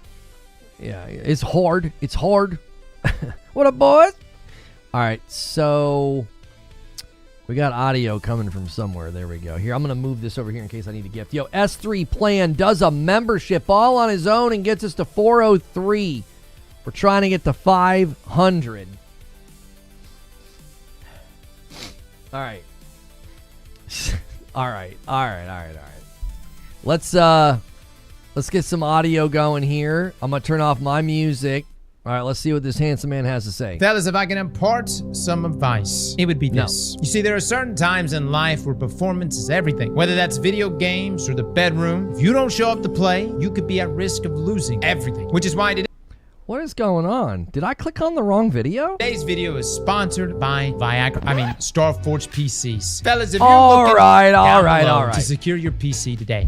So, all right, use his link, starforge.com, starsforgepc.com, Astrocross SF. Could you make, like, come on, Cross. What? Could you make it any harder? Starforge PC, Astrocross SF? Why just make it Anyways, let's get back to the video. Crazy to me, he's playing D1. Guys, it's better. What? That's the end of the video. Okay, so basically, I think it's a good take. I think it's a really good take. I think that he's right, and we can move on to the next video. Yeah, why is he playing Destiny 1? It's better, okay? All right, let's move on. Bro, what are you talking about, man? You didn't just say that. Look, it's better. I know right now that's hard to accept. I just feel like it's better. There are things in D2 that clearly win. I think raid design in D2 is better. The sandbox is more diverse with the fragment and aspect system. But it's nice that the majority of my kills when I go inside a PvE are weapon based. It's nice that there is a loot hierarchy here. Earlier this week, I had nothing but greens and blues. Last week, I had nothing but whites. This week, we finally are getting some purples in. We're finally getting some exotics in here. Yeah, that's a great way to put it. Core gameplay in D1 just seems better. Well, again, if the core gameplay seems better, I think some of that's because they haven't fiddled with it after all this time, right? They got the advantage that Destiny 1 has in this equation, and Cross would probably agree with this. The advantage that they have is that they hit their peak with, Rise of Iron and just getting to kind of soar after all the good work they did with Taken King. So then Rise of Iron comes in, then you have Age of Triumph, and then they just leave it alone. Now, that obviously creates a bias because Cross is coming back and these other people are coming back and saying, oh, the content loop is just so much better. And it's like, well, are you going to say that in 6 months if there's no changes or no new content, if the meta doesn't change, if the weapons don't get adjusted, if there aren't new weapons, if there aren't new abilities, you see what I'm saying? So like, while I agree with what he's saying, you have to view Destiny 1 in its context. They hit their peak. They haven't touched it since. And so, yes, you get to go back and enjoy the fruits of that victory, but you wouldn't play it in this state for forever. You'd eventually hit a stagnation point. You'd eventually hit a boredom point, and you'd be like, I want new weapons, or I want new abilities, or I want new activities. And then the content loop would start to get tinkered with and fiddled with, and then other things could start to frustrate you, as we saw with Destiny 2. Destiny 2 is always having to kind of like reinvent activities and reinvent certain things. That is an advantage that Destiny 1 presently has, but you can't view it as if like you would play this for the long haul, because you wouldn't. You'd get bored. I don't think Cross would disagree with me on this. Love what they've done with the raids. I love the environments of D2. I enjoy the fragment and aspect system in D2, but that also presents problems. Wouldn't want to probably take that away at this point. What I don't like, I definitely see the issues with the way missions are structured via the portal and the way missions are structured here. And remember how I said they destroyed the third space? Like, Destiny became a third space for people. It became a place to hang out. It felt like a real world. It felt like a real living place. And right now you can go back and all that stuff's still there. The portal absolutely destroys the idea of it being a real place, of it being a third place for you to go and hang out, of it being this living world. All of that dies when you have something like the portal. I'm telling you right now, I think if the portal is, if something's not done about it, I think it might end up killing Destiny. Now here's the kicker. Perhaps Bungie's solution to the portal existing is so they don't have to give you a full-blown destination. And that's just shitty. I hope that's not the case. Might it already has? Well, I mean, I just feel like so much dev time is being spent by like, hey, let's shove everything into the portal. And it's like, guys, it ain't hidden, brother. You know what I mean? What is the portal? The portal is like if Bungie took every mission in the game, instead of having them laid out across the system, they just condensed it. They essentially took what you've seen in mobile game formats and they put it in Destiny. It's menus. So for instance, let me give you an example. Something that makes Destiny special. This is your screen, right? Not as cool as the Orbiter for Warframe, but it's our screen. You want to chart off into the world. This is your destinations. You could choose where it's our screen. Here's what's interesting about this, and I don't know if he's going to get into this. I want to go just back one frame. Is that this doesn't serve a purpose at all. Like, there's nothing happening. There's nothing happening. A lot of games, when you create your party, you're all just standing around, right? You're all just standing there on a screen. Or you just see, you know, you're in a lobby and you just see the people's names. So, like, from the very beginning, Bungie had an experiential focus to everything. You weren't just building a lobby, you were in orbit. Right? I mean, I'm infamous for streaming in orbit, just sitting in orbit and talking. And there is something about it. The ship is sort of hovering, and there's a planet behind you, and there's a sense of presence. There's a sense of, oh, I'm in the game. I'm in the world. Like, there was an experiential focus to even just being in a dadgum lobby.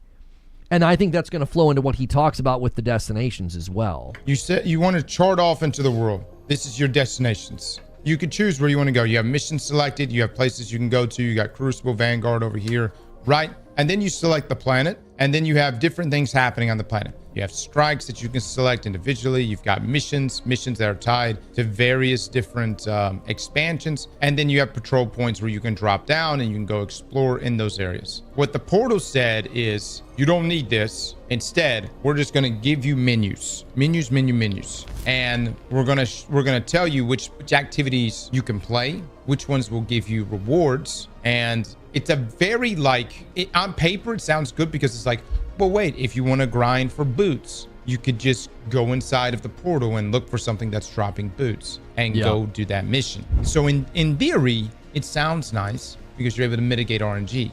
But well, what they're doing is they're taking targeted farming, which was something that I think Division did a very good job with. We've seen lots of praise for targeted farming in Division.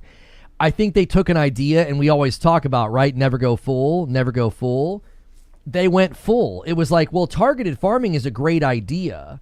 Why not give me a way to do that in this menu that Cross is looking at right here? Like, let me click on a planet. Let me click on a strike playlist or what have you, you know. Or, I mean, you could even simplify it another way. You could, like, go into your actual inventory, and when you highlight your boots, it shows you all your boots. And then a little pop-out says, you know, weekly activity strikes.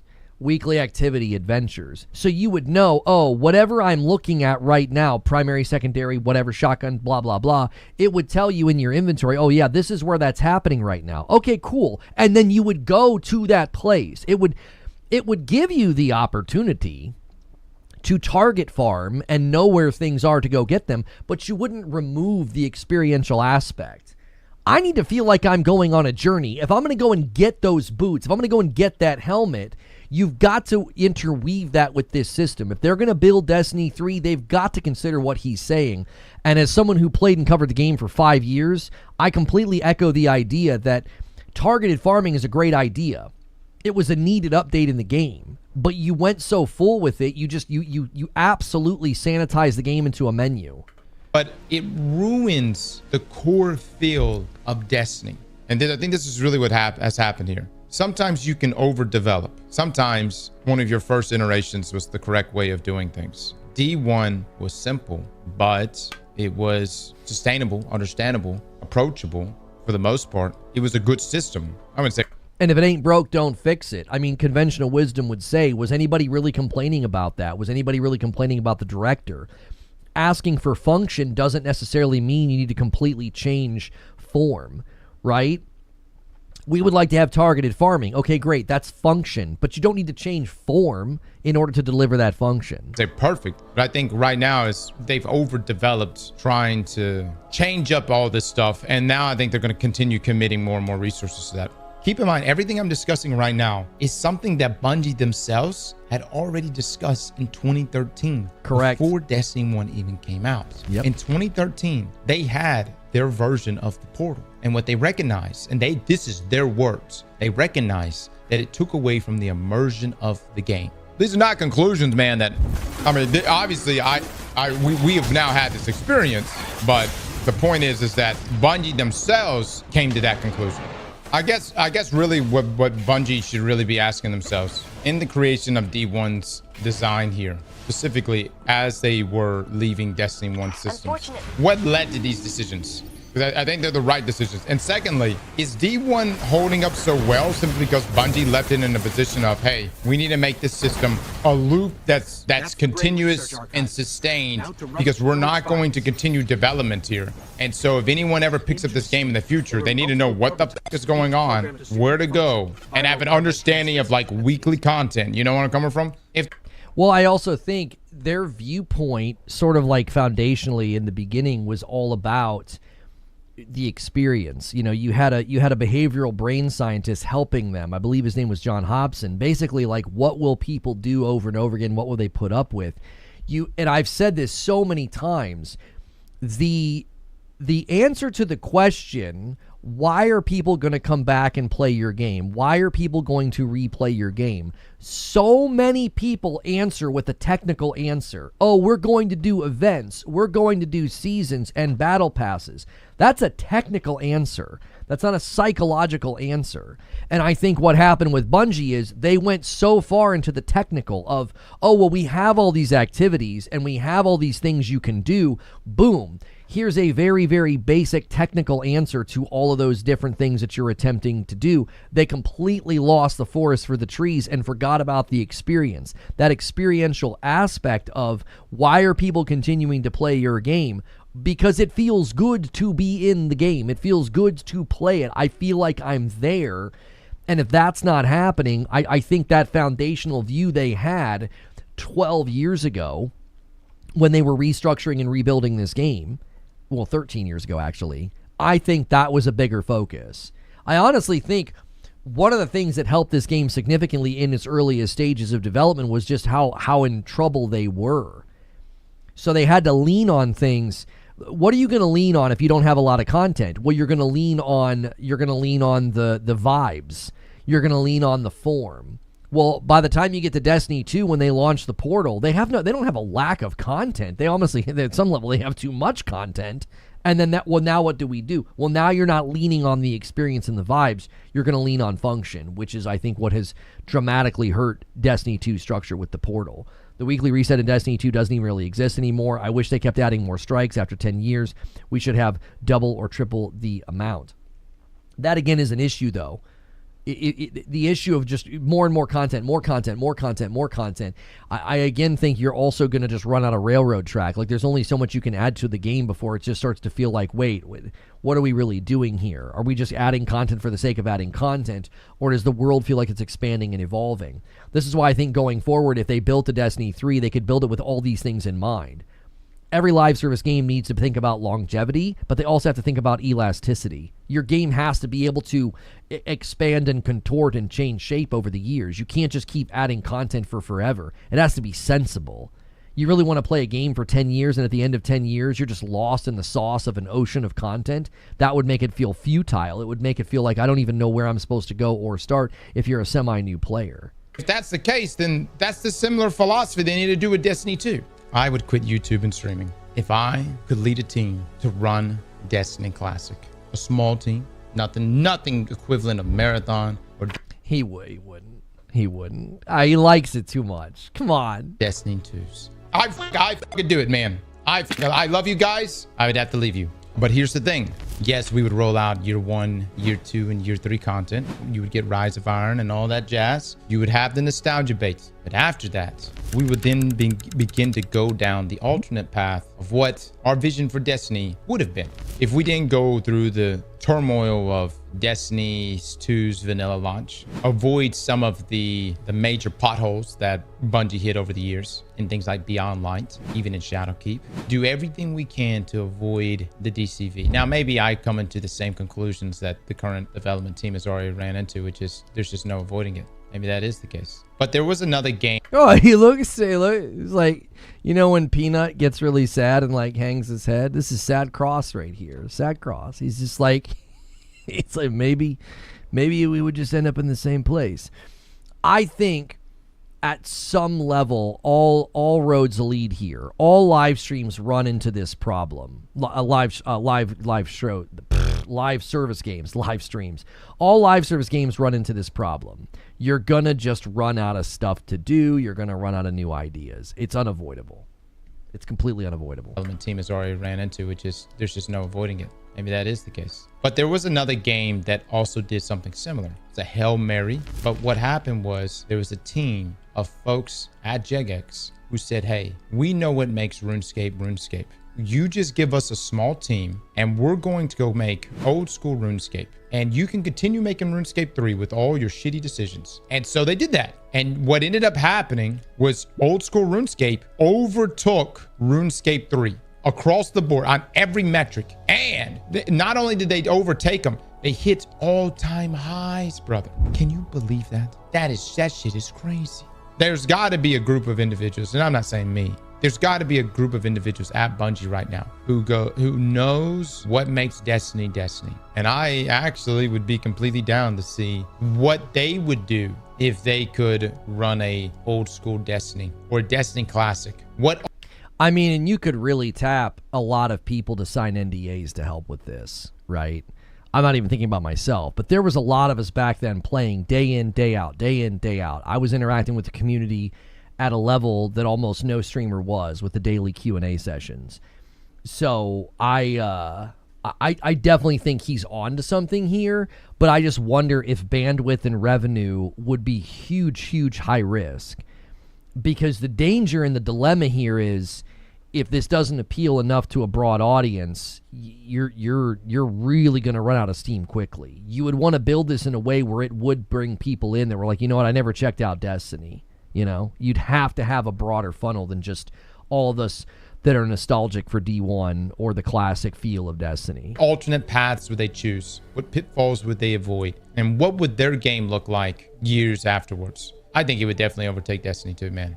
Or you can just make a Destiny Classic and MMO FPS looter. Oh, yeah, look, here's the thing. This is what Jagex realized. And look, I might make some people mad at Bungie, but this is what Jagex realized. They said, hey, we have executives and other people on the RuneScape 3 team with shitty ideas, terrible ideas. If we make another RuneScape, they're going to keep trying to implement their shitty ideas. But if we go make old school RuneScape and we leave them the shiny RuneScape 3, then they can leave all their shitty ideas there. They can implement the shittiest of ideas with no pushback.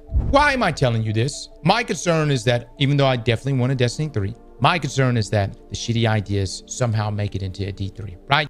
Well, and it's hard not to think that he's correct, because look at the state of Marathon and then listen to what I believe it was Paul Tassi that reported that there were employees at Bungie that were trying to tell the leadership, this isn't going to work. You don't have a PvE element. This isn't going to last.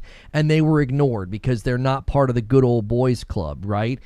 And I've continued to say that Bungie's biggest enemy is their leadership and their hubris. Like, they get so drunk on their own hubris, they literally think they can do no wrong.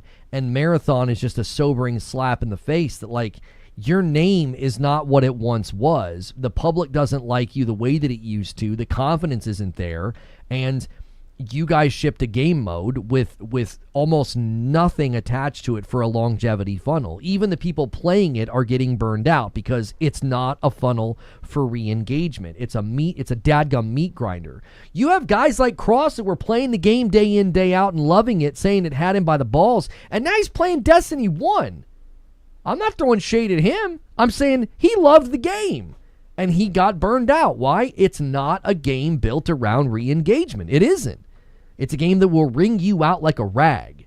And when you feel that way, you're going to stop playing. You're going to get to the same position that the people that didn't like the game day one got. It just takes you longer to get there. So I think he's correct here.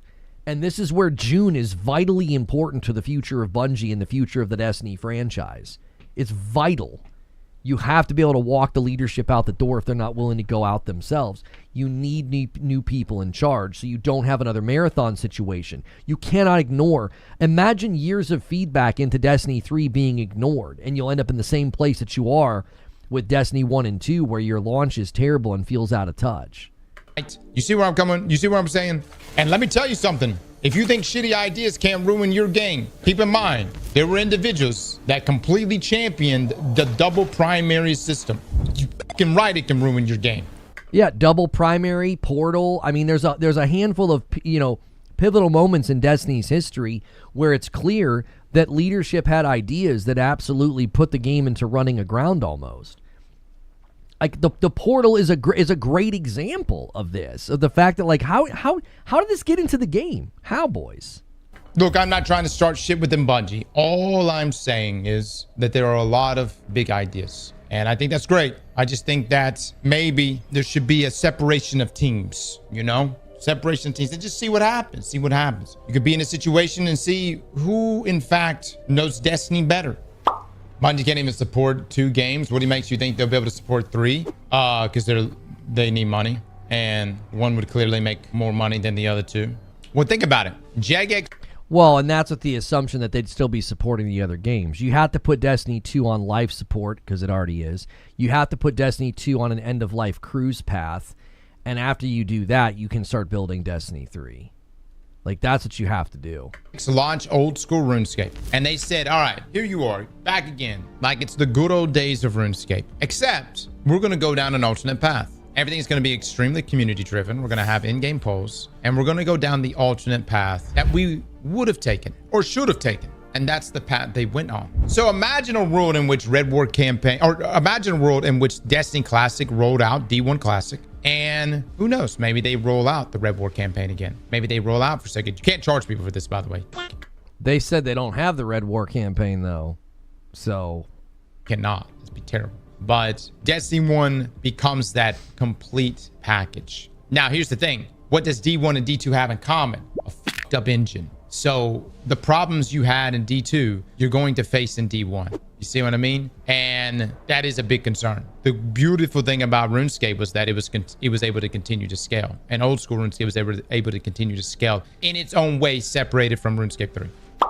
Yeah, how do you continue to use Tiger Engine going forward? I simply don't know. I think they'd have to consider Unreal at this point. If you guys are enjoying the reaction content, we'll take a little bit of a break in between each reaction and just kind of chop it up and talk. Put your thoughts in chat.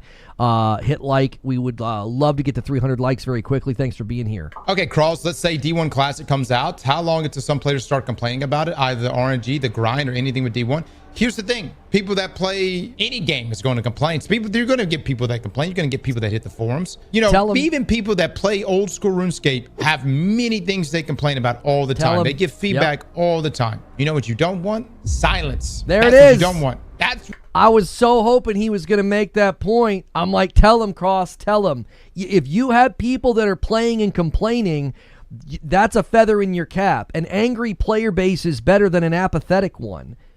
Anger comes from passion. Anger comes from investment. You don't post angrily and tweet angrily about a game that you're not playing. It's the silence. It's the apathy. It's the your game. I'm not playing anymore. That's what you don't want to see. If somebody's angry about, hey, this RNG sucks, or, hey, I can't get this gun to drop, what's that mean? It means they're playing. It means they're grinding. It means they're going for the gun. How many times did I go for the Imago loop? And it made for great streams, and it made for great rage, and it made for great content. And I was just going and going and going and going and going and going and going. And the only reason I could complain is because I was playing it. You can't complain if you're not playing. where Destiny is right now. Silence. I miss the days when controversy was popping up left and right, when people were bitching about black armory forges. You know why? Because we had a community that was still there, that was still present. All that talk from Justin Truman years ago about apathy being the worst enemy, that is where the Destiny community is. We are in the apathy stage, the final stage, the death stage. That is when things die. That is when communities erode. That is when you wake up and you don't see anyone really complaining. Instead, you have an echo chamber of positivity because the only people still playing are people that will pretty much eat anything. But even upset customers buy expansions. Even upset customers in RuneScape paid subscriptions. That's all right. It's okay for Destiny to end. I would prefer if Sony and Bungie worked on a new IP. That's even riskier because at that point you are basically diverting all funds, attention, resources, and knowledge towards a brand new game that might go nowhere. I think Destiny has marketing power. And I think the opposite of silence being bad from the consumer, I think silence is immensely powerful as a studio. I think their greatest asset right now would be to leverage their own silence and to just go quiet and to not say anything. And then you announce Destiny 3 years from now and surprise everybody. You basically say, listen, we're going to go head down. We got things to work on, and we can no longer, support Destiny 2 in the way that we used to. We can no longer support Marathon in the ways that we plan to, but we have big plans for a bright future. And then you say nothing for 3 years. Just get out of the public's eye. Shut your mouth, get to work, and stay out of the public's eye. And get yourself a better community management team. Get people that have the ability to do it in a way that isn't so vindictive. You have to have people that are professional. You have to get rid of this oversensitive, this perpetual victimhood nonsense. That's not what community managers are there to do. They're there to engage the community and receive feedback. And they've got to completely change the DNA and the culture at the company. You guys have got to get this hubris out of the DNA. You have to get this victim thing out. You got to stop. You will never ever put this game back into good graces if you don't show significant signs of change within leadership, direction, as well as just culture and vibes. You have to bring back those vibes, and you're not going to do that with the current community team. They did. It's Marathon. They have. You got it. Quote unquote new. I mean, many people did not play the trilogy back in fucking 91, 92, or whenever the hell it dropped in the 90s. New enough. It's fucking new, dude. Dude, if you're really trying to defend that and like, oh, Marathon wasn't actually new, get the fuck out of here, brother. It's completely different from the original trilogy. Completely different. It's set in. To be fair, I agree with Cross. It's Marathon in name only. It's basically a brand new IP. And let's also be fair. It's a frickin' game mode. There's not much to it, okay? It's got cool ideas. It's got cool content that a handful of people have seen. Across the globe, what, a couple thousand people have seen the best content Marathon has to offer? Outside of that, though, I mean, does it really matter? And it's the same universe, of course, but it's got its own stage. You're saying you want something new from Sony and Bungie? You got it. Marathon. That was it. New IP meaning new everything that doesn't take from a pre-existing IP. Do you feel like Sony and Bungie pulling from Marathon's IP was a limiting factor? Hold on. No. Guys. No, the limiting factor was the fact that it was a dadgum game mode that was intended for Destiny 3 that they ripped out. That was the limiting factor. The IP has nothing to do with it. We're out the fucking lunch right now.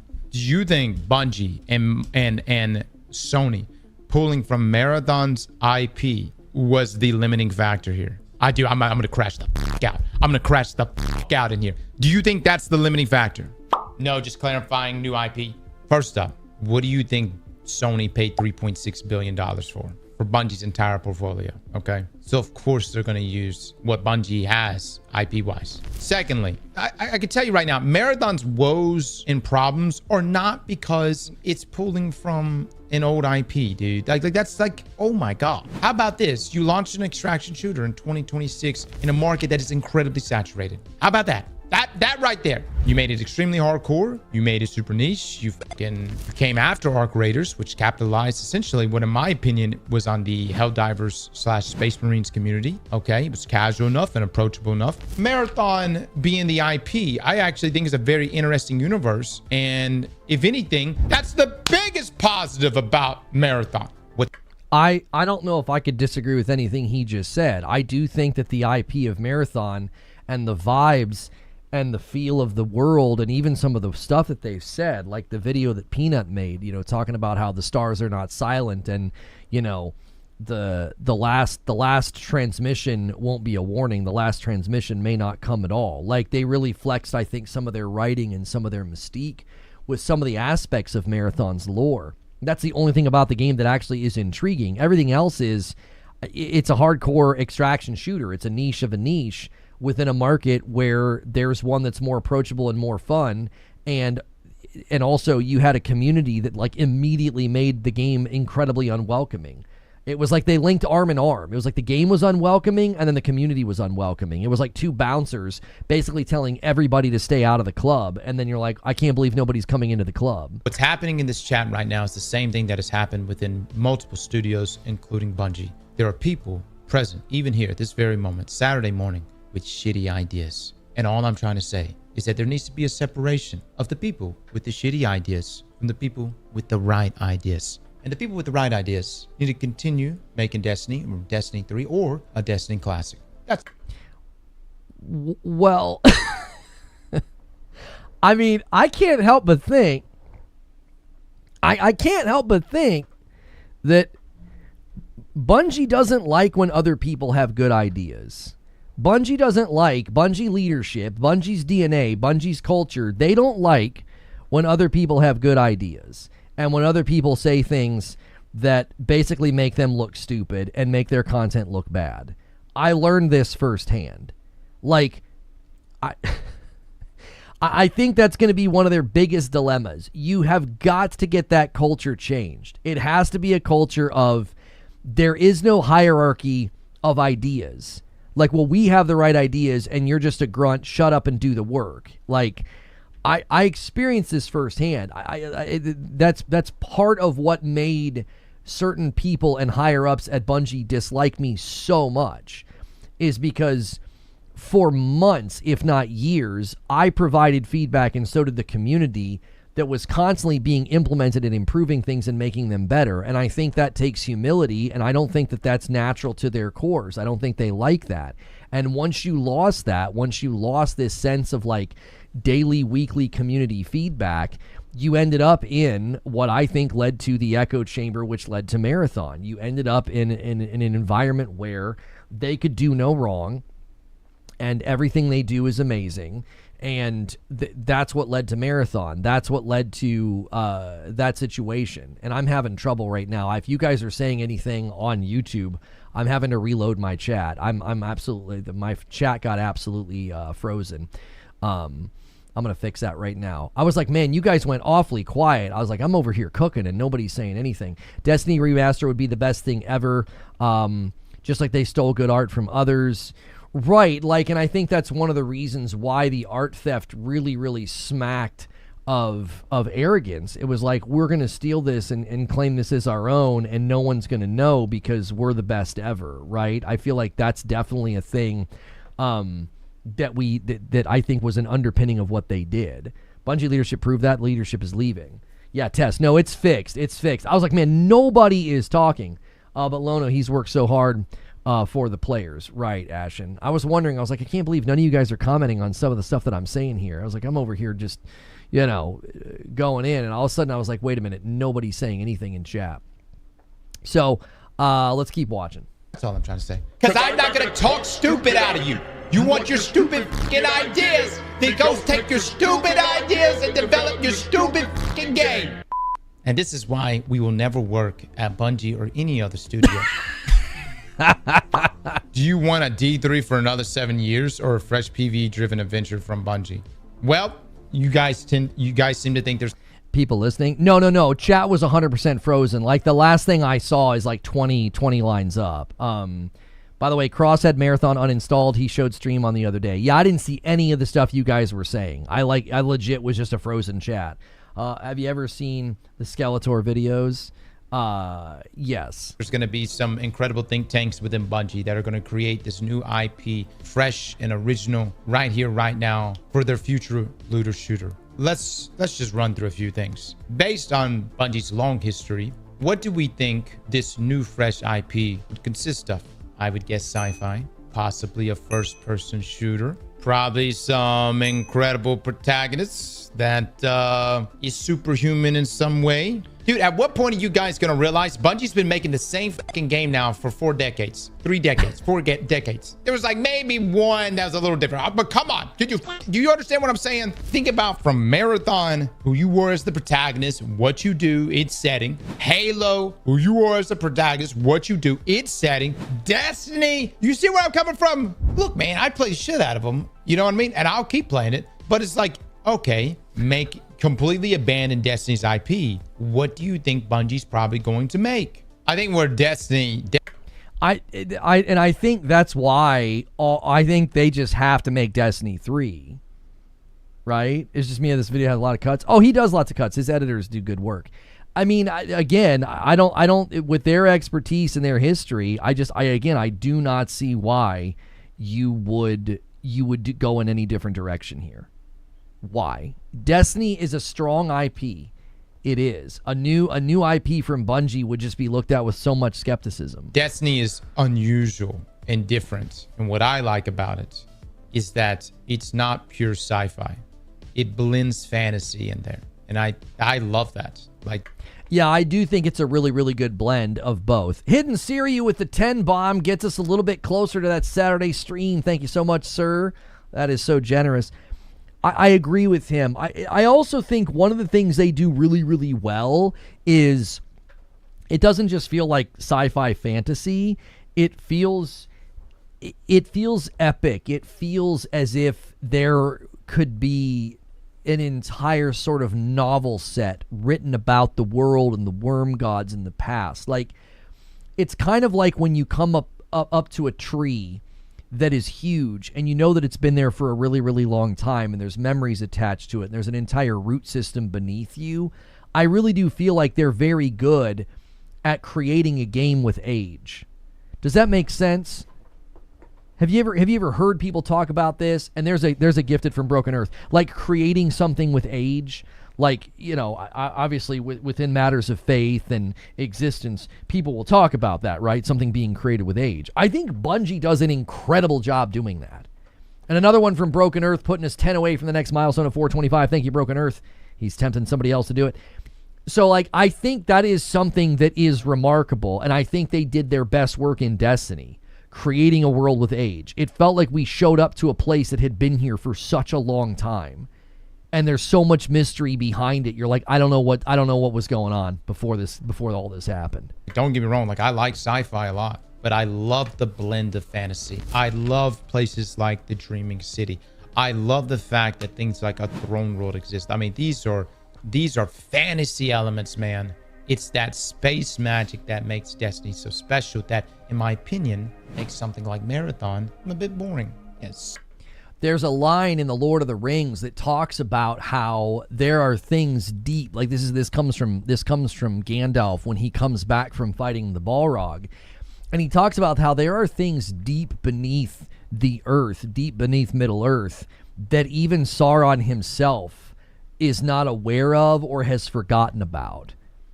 There's a darkness, there's a history there. There's something absolutely terrifying in that sentence. The idea that this is so old, there's so much here, there's so much there, that even the darkest depths of the earth has things and beings in it that Sauron himself's not aware of. And I think that's something that Destiny brought, is it brought this aged feeling of mystery and darkness and where did all this stuff come from? Where did all this start? And you just don't really know. And what I think that does is that gives it that grit and that substance and that texture of, I want to be in this world. I want to be here. I don't know.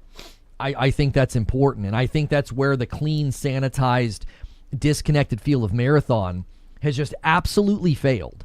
Because you just sort of come in and you're not in the game, you're a runner, and you're just going in to get loot and get out, and it lacks that. I think one of the best aspects of Marathon is that lore and that mystery and that mystique, but there's just not enough of it because it's not a perpetual world. It doesn't feel like a third space I can go hang out in. It's very much menu, get your stuff, go play. Menu, get your stuff, go play. And I think that disconnectedness is why people are putting it down so easily. Psychological trauma, I'm completely down with that shit. It doesn't have that fantasy element that Destiny possesses. So the point I'm trying to make is that I don't think it's wise for Bungie to abandon Destiny. Slap that like button like your... Slap that like button like your mama made you right, taught you right. Okay, so this is what you guys need to do. You guys need to support the original content. I'm going to put a link in chat. There'll be a link below. Make sure you support the original videos. Again, that video's been up for a day. On his channel. It went up on May the 6th. It went up 2 days ago. Okay, so I like to do that with videos. I like to make sure they've been on the platform for a while before we react to them, because I never want to pull away from someone else's content. So if we're going to do the long video, we're only going to have time for that because that one's like an hour long. So I do think we will do that one next. We will do that one next because that one's like, before you make Destiny 3, watch this video. I want to make sure and watch that one because there's probably going to be a lot to interact with and a lot to talk about. But before we do that, we'll take a little bit of a break here and just kind of talk just amongst ourselves. Make sure you guys hit the like button. I just think a lot of the points that he made are prevalent to the current standing with the valuation and the impairment loss and where Bungie sits. I think they're at a point where a lot of people have said, like, oh, they always make their best work when their backs are against the wall. In this case, I don't necessarily know if they're going to make their best work because their backs are against the wall, but I think they could make their best work because they need a bit of a restart. They need a bit of a reset. They have to have somebody come in, rub the paddles together, and say, all right, you guys need to be put on a different path here. You need to be put on a different journey. And the one that you were on, is taking a very, very different direction. So aren't a lot of the people that created Destiny gone? No, that was debunked by a guy who's at the company. The idea that like all those people are gone, there has not been mass exodus. Now there were like 250 some odd people that were absorbed by SIE, and there was a team of people that spun off into LFG to work on the incubation project Gummy Bear. And we know that like Mark Noseworthy is gone and Luke Smith is gone. I'm going to be honest with you. I think that's one of the best things for Bungie. I think those guys had to go. I think they had to go. From what we heard, they weren't even working on another Destiny. They were working on some payback thing that was going to be like a Monhunt adjacent third person, more like action style Destiny style game based on like the Heroes of Destiny. And when that got canned, they were out. They were like, well, it was basically like, I think they determined they didn't want to work on Destiny 3. They didn't want to work on Destiny 3. You don't want leaders in a positionship over Destiny 3 if that's what they don't want to do. Like, you don't want them in that position. They're going to make a terrible game. They're going to make a friggin' awful game. And so, I would say if you're gonna do that, you're gonna restart everything, and you're gonna decide, hey, we're gonna do Destiny 3. You need all new leadership. You got to get the old guard out, get the old uniforms out. You know what I mean? There were a lot of people that thought they could kind of return to what things once were. Fruity4D, thank you so much for using your Prime over there on Twitch. I appreciate it. We got a pretty big turnout of people over there on Twitch. I probably should have put us in the Destiny directory today. I didn't feel like dealing with those folks. I just didn't feel like it. But a lot of people thought you could go back. There were folks thought you could go back. Oh, wow. There were folks. That's me. I'm unmuting that. There were folks that thought they could go back. They could bring the old uniforms back. They thought they were going to put that, the Destiny directory back the way that it once was, and the old guard and the old uniforms. That's what they were doing, right? It was all calculated. It was all planned. We have the screenshots. We have the chat messages and the DMs. We know what they were doing, right? It's easy to prove. But if you treat the company that way, right? If you treat the company that way, if you treat Destiny that way, I think you're going to learn exactly what they've learned with Marathon. That relying on this idea. I missed a gifted sub. I am sorry about that. Let me see here. Who'd you gift it to? My man Wheezy with 28 months adds to the total over there on purple. Says, don't worry, old man. I'm still here. You can't get rid of me. And then X-Dog. Wait. I think you missed my gifted sub. Big Evil gifted a sub 57 minutes ago. Oh, at the end of the hype train. Did I get Strong Colo with a Prime and X-Dog with a Prime? I think I missed those as well. Strong Colo, we're at 420. I'm sorry, I missed you guys' Prime resub. Strong Loco did one, X-Dog did one, and Big Evil Ways, you gifted one. I'm sorry I missed all those. That's my bad. That's my bad.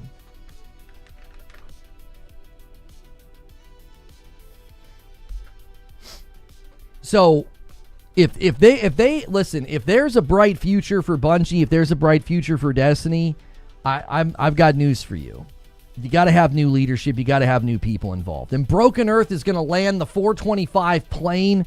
I owe a member to Team YouTube. Every 25, I gift one back. We are now officially 75 away from the milestone. Now listen, this next video we got to react to is going to take a while. All right? So if you guys are going to go crazy, you're going to want to do it during this video. You're going to want to do it during this reaction. Okay? So we're going to be... Yo, what's good, Agent Atwood? Good to see you. We're going to be reacting to it. And it's called Before You Make Destiny 3, Watch This Video. That's the name of this one. I'm going to speed it up just a teeny tiny bit because it is so long. If it doesn't sound good, I'll drop it back down. November 11th, 2014 was a Tuesday. But to a 7th grader who had just gotten out of school, it was anything but a normal Tuesday.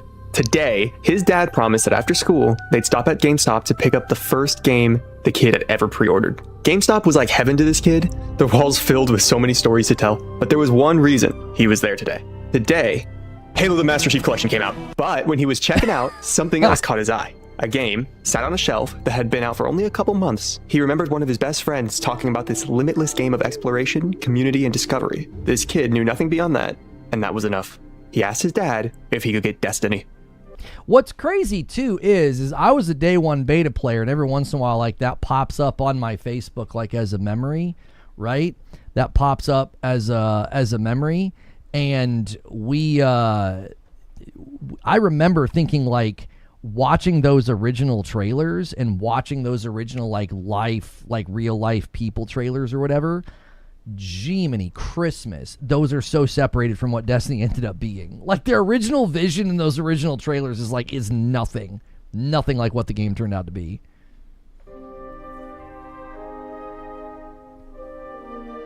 But it didn't take long for him to start playing it, especially since Halo MCC was all but unplayable at this time. And I must say, no game has influenced my life more than the Destiny franchise. But along the way, Destiny's evolved, in some ways good and in others bad, and those arbitraries will change from person to person. And honestly, right now, I personally feel Destiny has lost so much of its identity, or at least the identity of it that I loved. So we're going to take a stroll down memory lane today. We're going to visit the very beginning of Destiny to where it is today on the footstep of Renegades. We're going to see very beginning. I want you to watch, too, what has happened here. And I think this is really a conversation that is bigger than Destiny. But with respect to art direction, whenever you have, and this is he's referencing a November Hotel video, whenever you have to really like overcompensate for weaker hardware. I think it led to better art direction. Yo, what's good, Haseo? Thank you so much for the gifted member over there on YouTube. You have to compensate for so much when you're dealing with weaker hardware, and I think that was a significant thing. Like, I would just want you to watch the difference between D1, D2. Beginning of Destiny to where it is today. You see what I'm saying? Like, you lose so much substance and grit, and you lose so much texture when you come into the new game. It just looks so sanitized and clean. It doesn't look as good. And I'm telling you, it's not because they don't know what they're doing. It's because you don't have to work as hard. You have to work harder to make a game look good on the old hardware. I think that's why art direction of the past just feels like there's something special about it. It has more texture and substance. Yo, Gels on Blaze, thank you so much for your Prime sub over there on Purple. I do. I think that makes a significant difference. I think more and more you need your art department to pretend like they're building a game for weaker hardware. Go in there and really do the due diligence to add that texture and that grit, because if not, I'm telling you, you're going to end up looking like this. You're going to end up looking like some over-sanitized thing where it just doesn't look good. It looks almost like it's been mobile gamified or something. On the footstep of Renegades, we're going to see what changed and what Bungie got wrong so they could learn from it if this rumored Destiny 3 is real, and ultimately answer, why do we play Destiny? Before we start, I just want to let you know that I'm going to be using a lot of footage from all around the internet to help you travel back in time with me. I'll also be using my own footage, but particularly with Destiny 1, I don't have that much, so whenever someone else's footage is being used, I'm going to leave their name in the corner of the screen right here. And lastly, before we jump into this, I'm a really small channel, so you just being here and watching means a lot to me, especially on a longer video. Putting this much effort into a video is very risky for me, so I appreciate you sitting through it. And to those of you who like or subscribe, thank you, seriously, and I hope you enjoy. When Destiny launched, nobody really knew what it was. It was often marketed just by saying, from the creators of Halo and the company that brought you Call of Duty. And while its Halo roots were definitely felt, Destiny was also an RPG and an all lowercase MMO. People didn't know how to play this kind of game, especially on consoles. I know I didn't. I jumped in with one of my friends and played through the confusing story. We also didn't really even know what the story was about. Haseo, thank you so much for gifting a member on Purple as well. We just didn't really understand, like, okay, now what are we supposed to do? Like, after the Black Garden, I think everyone was like, okay, now what? It was very, very unclear. And I tell you what, it's because Bungie didn't know either. I don't even have time to explain why I don't have time to explain. And yet I couldn't put it down. The gunplay felt so satisfying. The space magic abilities lighting up rooms felt stimulating, especially for a 12-year-old. The game kicked our asses, but the loot made it all worth it. Oh my god, they got fucking Gallahorn! Oh my god, look at my heavy weapon now! Oh my god, I got the fucking Gallahorn! I got fucking Gallahorn! Sorry about the language, y'all. I run a safe for work channel, but these kind of videos, you just don't know what you're gonna get. Oh my god! Oh! Destiny was a game that promised nothing, but delivered everything. There weren't even any quests, no guaranteed loot sources, no LFGs. Hell, engrams were so bad that they could decrypt down a tier in quality, and even drop gear for different classes. Wow, yo. Come on. I'll take it. Wow. Alright. Ooh. There you go. Thunderlord. But even still, you'd be lucky to get a legendary. It took me probably around 2 weeks to get my first legendary, the Badger CCL Scout Rifle. Was it good? Probably not, but it was definitely better than all these rares. And I remember looking at my friend Claudio's Titan, and not only did he have legendaries, he had exotics. He was the one. Here's the thing, too, that if you really remember, and this is the thing where I think here's the thing. They turned something formulaic that should never have been turned formulaic. Like, it just kind of dawned on me watching this. If you remember getting blues from purples, that was literally like getting punched in the face after having somebody step on your toes. It was like, why am I being abused here, right? So, like, they fixed that, right? Which made it celebratory, and it probably created an interest in going back and playing. But what I think they did is they almost turned that into, they pathologized it. They formalized it. They turned it into a formula. of like, I feel like they just consistently started shipping things with problems. It's like, and I think they knew they were there. And it was like, and then they would fix it and we'd be really excited. But I think you eventually that veil starts to slip. And it's like, you guys are voluntarily spilling the milk and you want us to celebrate you cleaning it up. Like, I think they turned it into a formula. And I think it all started here with purple engrams turning blue. One that told me how coveted they are. He was the one that told me you can only equip one at a time because of how powerful they are. The game never needed to tell me because I wouldn't even have one for a month. The only good source of these exotics was the weekly Nightfall Strike. Once per week, that's all you got. And man, they were so hard that when you completed one, you would get a flaming aura around your head until the next weekly reset, which also gained you XP gains. And these would be very handy due to the fact that you needed to unlock perks on your gear, weapons and armor, including exotics, before you actually got their bonuses. Crucible was arcadey fun, no balance whatsoever though, and there were like 5 different strike playlists. I remember each had their own ships, or maybe sparrows too, that would rarely drop. I really wanted this one. I remember getting lost in the worlds that Bungie crafted for us. The Cosmodrome, the Moon, Venus, and Mars. The game felt eerie, ominous, and yet hopeful, like an... This also gets it to why the portal is so stupid as an idea. Like, I don't know, maybe I want to take back what I said about targeted farming. Maybe they should treat targeted farming in a future Destiny the way that the loot cave became a thing.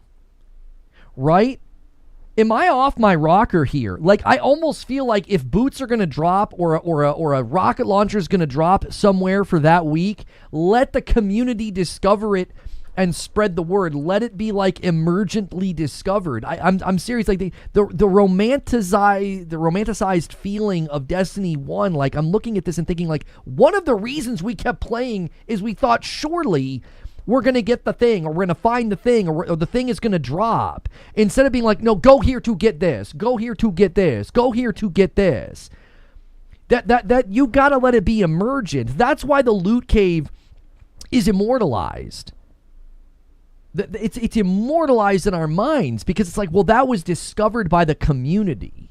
Like a hunt each week. Yeah, like something that we all just discover. And a single gift that comes in from Haseo. Targeted options should exist, but have more than one option. They should treat targeted farming like Div 2 does. There's a place where you can go where you set the targeted loot. No, I still think that's too formulaic. Haseo with another gifted. I think it should be discovered. It should be a world full of mystery, and you don't know. We're a 20 bomb away from 450. Haseo, thank you so much for setting that one up. An unanswered question in the apocalypse. Claudio basically shat himself the first time he fought the Hive, and strikes scared the hell out of me. Claudio would also whisper the legend of the Vault of Glass, an expedition deep into Venus that would require 6 people and apparently hours of our time for some of the most insane gear. That felt distant, but obtainable. I remember he even took me to Venus to watch a fire team of 6 open the vault gate and descend into its depths. That's right. You could see people doing that on patrol and even help them. I wonder how many people got into raiding just because of that. And because, again, it wasn't formulaic. Like, that felt like a discovery. That felt almost emergent. It was like, oh, there's people here doing this thing. And it would create this sense of intrigue and interest. They turn the game into a formula, which I understand why you do that. The game has to have broad appeal, and you want people to be able to engage with it and access it and do different things. But I again think they've gone so full. Like, the portal is sort of the full trajectory of turning the entire game into a very predictable formula. And yeah, the following month, Destiny: The Dark Below would release. And I feel like here, the community would begin to settle in for the first time. Guides became more prevalent for the game, and with Crota's End being a much shorter and arguably easier raid than Vogue, many people would just jump into the raiding scene for the very first time. During this time, I got my first exotics, the Bad Juju, which came from an extremely rare and difficult exotic bounty, and the Claws of Ahamkara. With the House of Wolves, Trials of Osiris released, and while nowadays Trials is an afterthought at best for most players, in 2015, it was a huge hit. Everyone was playing every weekend, striving to reach the lighthouse and claim their exotic emblem. That's right, exotic emblem. Destiny 1's Lighthouse also spoke to the mystery of Destiny's universe, as it was the first time we would visit Mercury outside of Crucible maps. Guardians would wander through its sands in third person and speculate on the whereabouts of the legendary character from the lore, Osiris. Thank you so much, ADJZ, for the $5 super chat. The mysterious, gritty world we got to explore, the various destinations that made us, left us in shock and wonder and want to know more about the mysteries within. Yeah, man. Because you could only loot the Lighthouse chest once per week, when you went flawless, Mercury would still be there on your director screen, available to visit for the rest of the week. It really felt like you earned a passage to an exotic land you weren't meant to be at, or even see. And the music? Whew, words cannot express how it made us feel.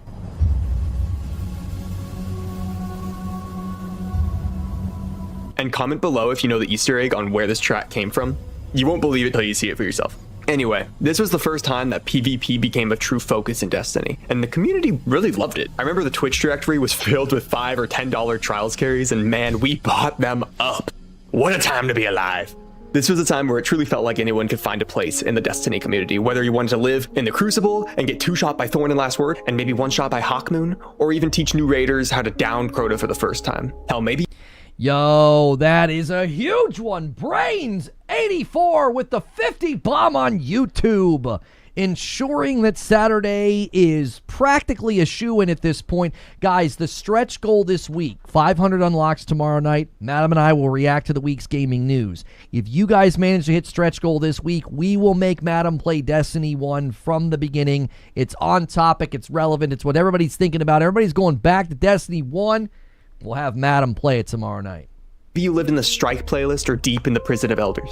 Every corner of the game was deep, updated, and called you to visit it. Loot was rare, but more importantly, loot was memorable. Anyone who played during this time remembers exactly how they got their favorite piece of gear, and they would love to tell you about it. Probably even still to this day, like asking your old grandpa war stories. But little did we know, this would only be a run. Thank you so much, Cardoc Ren, for the 5 bomb over there on purple, getting us a little bit closer. Runway to Destiny's most iconic expansion. The Taken best. King was our first taste at what a completed vision for Destiny would look like, and it was beautiful. The narrative had finally found its footing, with Crota's father Oryx arriving to the solar system for revenge against you. I think this would give rise to a new type of player, the Chroniclers. Nobody calls them that, but today I will. The Chroniclers would follow along with Destiny primarily for lore and narrative reasons. They would read the Grimoire cards like the Bible and share their findings with the wider community. And for the first time, the community also cared to listen. Oryx's arrival also evolved the worlds of Destiny for the first real time. We were introduced to our first new faction, the Taken, and our first new destination, Oryx's Dreadnought. The campaign also had us visiting locations like Phobos and the Cosmodrome's colony ships, and we even fought on some Crucible maps. The game scope just widened, and there was no guessing what Bungie had up their sleeve. New secrets were being found, including quests, exotics, and full-blown missions. And within this evolution, we would also be sent out to discover our first ever new subclasses: the Stormcaller, Nightstalker, and Sunbreaker. These new subclasses just felt so fresh, so cool, and unbelievably powerful, especially if you were a Titan in the Crucible. The leveling... Yeah, week one, maybe month 1, if you heard that stupid hammer, that kabink, you were like, oh, we're all dead. The whole server's dead. The system also got revamped, and so was the gear system. Legendaries became easier to obtain and farm. Some exotics had guaranteed loot sources through quests and missions. Ghost shells were added to loot pool, as were artifacts, which have no similarity with Destiny 2's artifacts. Crucible got a huge needed balance pass, new game mode, and 9 new maps. So needless to say, you were eating good in whatever part of the game you were playing. Unless you loved Prison of Elders, that got left in the fucking dust. For PvE, there were also 4 new strikes, which actually mattered a lot in D1 because it was common to farm the Heroic Strike playlist. And the raid? Oh man, what a magnificent journey. If you ask me, Kingsfall was Bungie's first real raid. It had layers of mechanics, amazing set pieces, so many encounters, and a cinematic as fuck ending. Even if the... Okay, he's free to think that, but saying it was their first real raid, come on, man. Vault of Glass is sacred. You know what I mean? I understand Crota's End is more like a dungeon. I think we all agree that Crota's End is essentially Bungie's first ever dungeon, but Vault of Glass is sacred. But I do agree the scope, the size, and the spectacle of Kingsfall is, I think, to this day unmatched, even with some of the larger raids that they did, like in the Dreaming City and stuff. I still do not think anything touches King's Fall within those certain categories, like the spectacle, the scope, the sense of where you were going. You were just going like deep into a vault. You were going into another realm. You were going into the Ascendant realm and killing this homie. He takes himself. The ending, I'm telling you, the campaign ending of Taken King, where this homie takes himself, is to this day, I think, one of the best cinematic moments and story moments in all of Destiny. It is absolutely phenomenal. The loot didn't really compare to that of Vogue or Crota's End. King's Fall borrowed variants from the hard mode more than made up for it. And now is also a great time to mention that in D1, hard mode raids didn't even have revives. If you died, you're dead until the encounter's over, which is exactly why self-res Sunsingers were always appreciated. With all that context out of the way, it should be fair to say that the Taken King... I forgot about that. I forgot that on a hard mode raid in D1, you couldn't get them back up. That was it. With some of the clutches, the clutch moments that you could have because of that. Oh my gosh. It took a large leap into the RPG space compared to year one. The Bungie forums were spammed with people searching the Dreadnought for secrets and puzzles. I wish we wouldn't have large watched steps this. In terms of build crafting options, and the new gear earned from Quest felt aspiring, while still leaving plenty of room for RNG drops that would be sprinkled in between them. The game took a couple of paces in the more casual direction, but had a completed vision for every type of player, so everyone was honestly on board. And with the game feeling so replayable, the year-long content droughts weren't even that bad at the time. I know it's probably easy to say that now, but I can say personally, all of my friends were still playing every single day. The core game just had so much for us to grind towards, and more importantly, it was just fun to do it. And I will say, too, like, we have to look with eyes wide open. One of the reasons that Destiny 1 was able to endure content droughts is because it had zero competition. It had zero competition. So... Yo, what's up, Rage and Chat, homies? Awesome to see you still somewhat covering Destiny after Bungo screwed you. I effing love Destiny. Can't wait for D3. Thank you so much. Note, the reason that the content drought didn't cause harm to the community sentiment was because the little content that was added over the following year was fresh, experimental, and rewarding. Here, I'll just focus on SRL in the April update. SRL, or the Sparrow Racing League, was exactly what it sounded like. You and 5 other Guardians would race down one of 2 maps. You could earn Sparrows, SRL armor, and even Sparrow horns. And as someone who was in the top 200 SRL back in the day, I loved it. And 4 months later, just when you thought Bungie forgot about Prison of Elders, boom, they hit you with the April update. A new strike, Prison of Elders refresh, challenge cards, cosmetic lows, loot boxes, and a 2-minute story mission. The guns were cool then, too. Some of the guns, when they did that, were so dope. Look at that freaking armor you could get. And a 5-bomb from Broken Earth. We're 10 away from unlocking Saturday. If you guys can get the stretch goal, you're going to have to dig deep. Get some of the big dogs in here. You can make Madam play D1 tomorrow. Awesome stuff. Yeah, F that forklift. Oh! I know many of you have been waiting for this part. In year 3, Bungie dropped Rise of Iron, Destiny's take on a medieval-themed expansion. A nanomachine tech plague has been unleashed upon the Cosmodrome, and Lord Saladin has asked you to intervene. I know, very medieval. Together, we explore the Plague Lands. It's kind of a map expansion of the Cosmodrome. It was the first time Bungie really did something like this, and not something we really see all that often. My favorite part of the Plague Lands was the snow. See, in D1, the Cosmodrome already had some snow, but it was more of an afterthought than just the main set piece. But not here. Rise of Iron brought us a true winter wonderland. We got a new social space too, Fellwinter Peak, which was high in the mountains of Old Russia overlooking the Cosmodrome. Much like the Taken King, Rise... Jiminy Christmas, what a time. What a time, dude. We deleted all my content on that channel too. None of my Destiny content's there. All the videos and Wrath runs and stuff, it's just all gone. 8-Bit Dad, thank you for 38 months. Rise of Iron also brought us new PvP maps, new Enterprise strikes, a decent campaign, amazing lore, new gear, and most importantly, one of the greatest raids of all time, yes. Wrath of the Machine.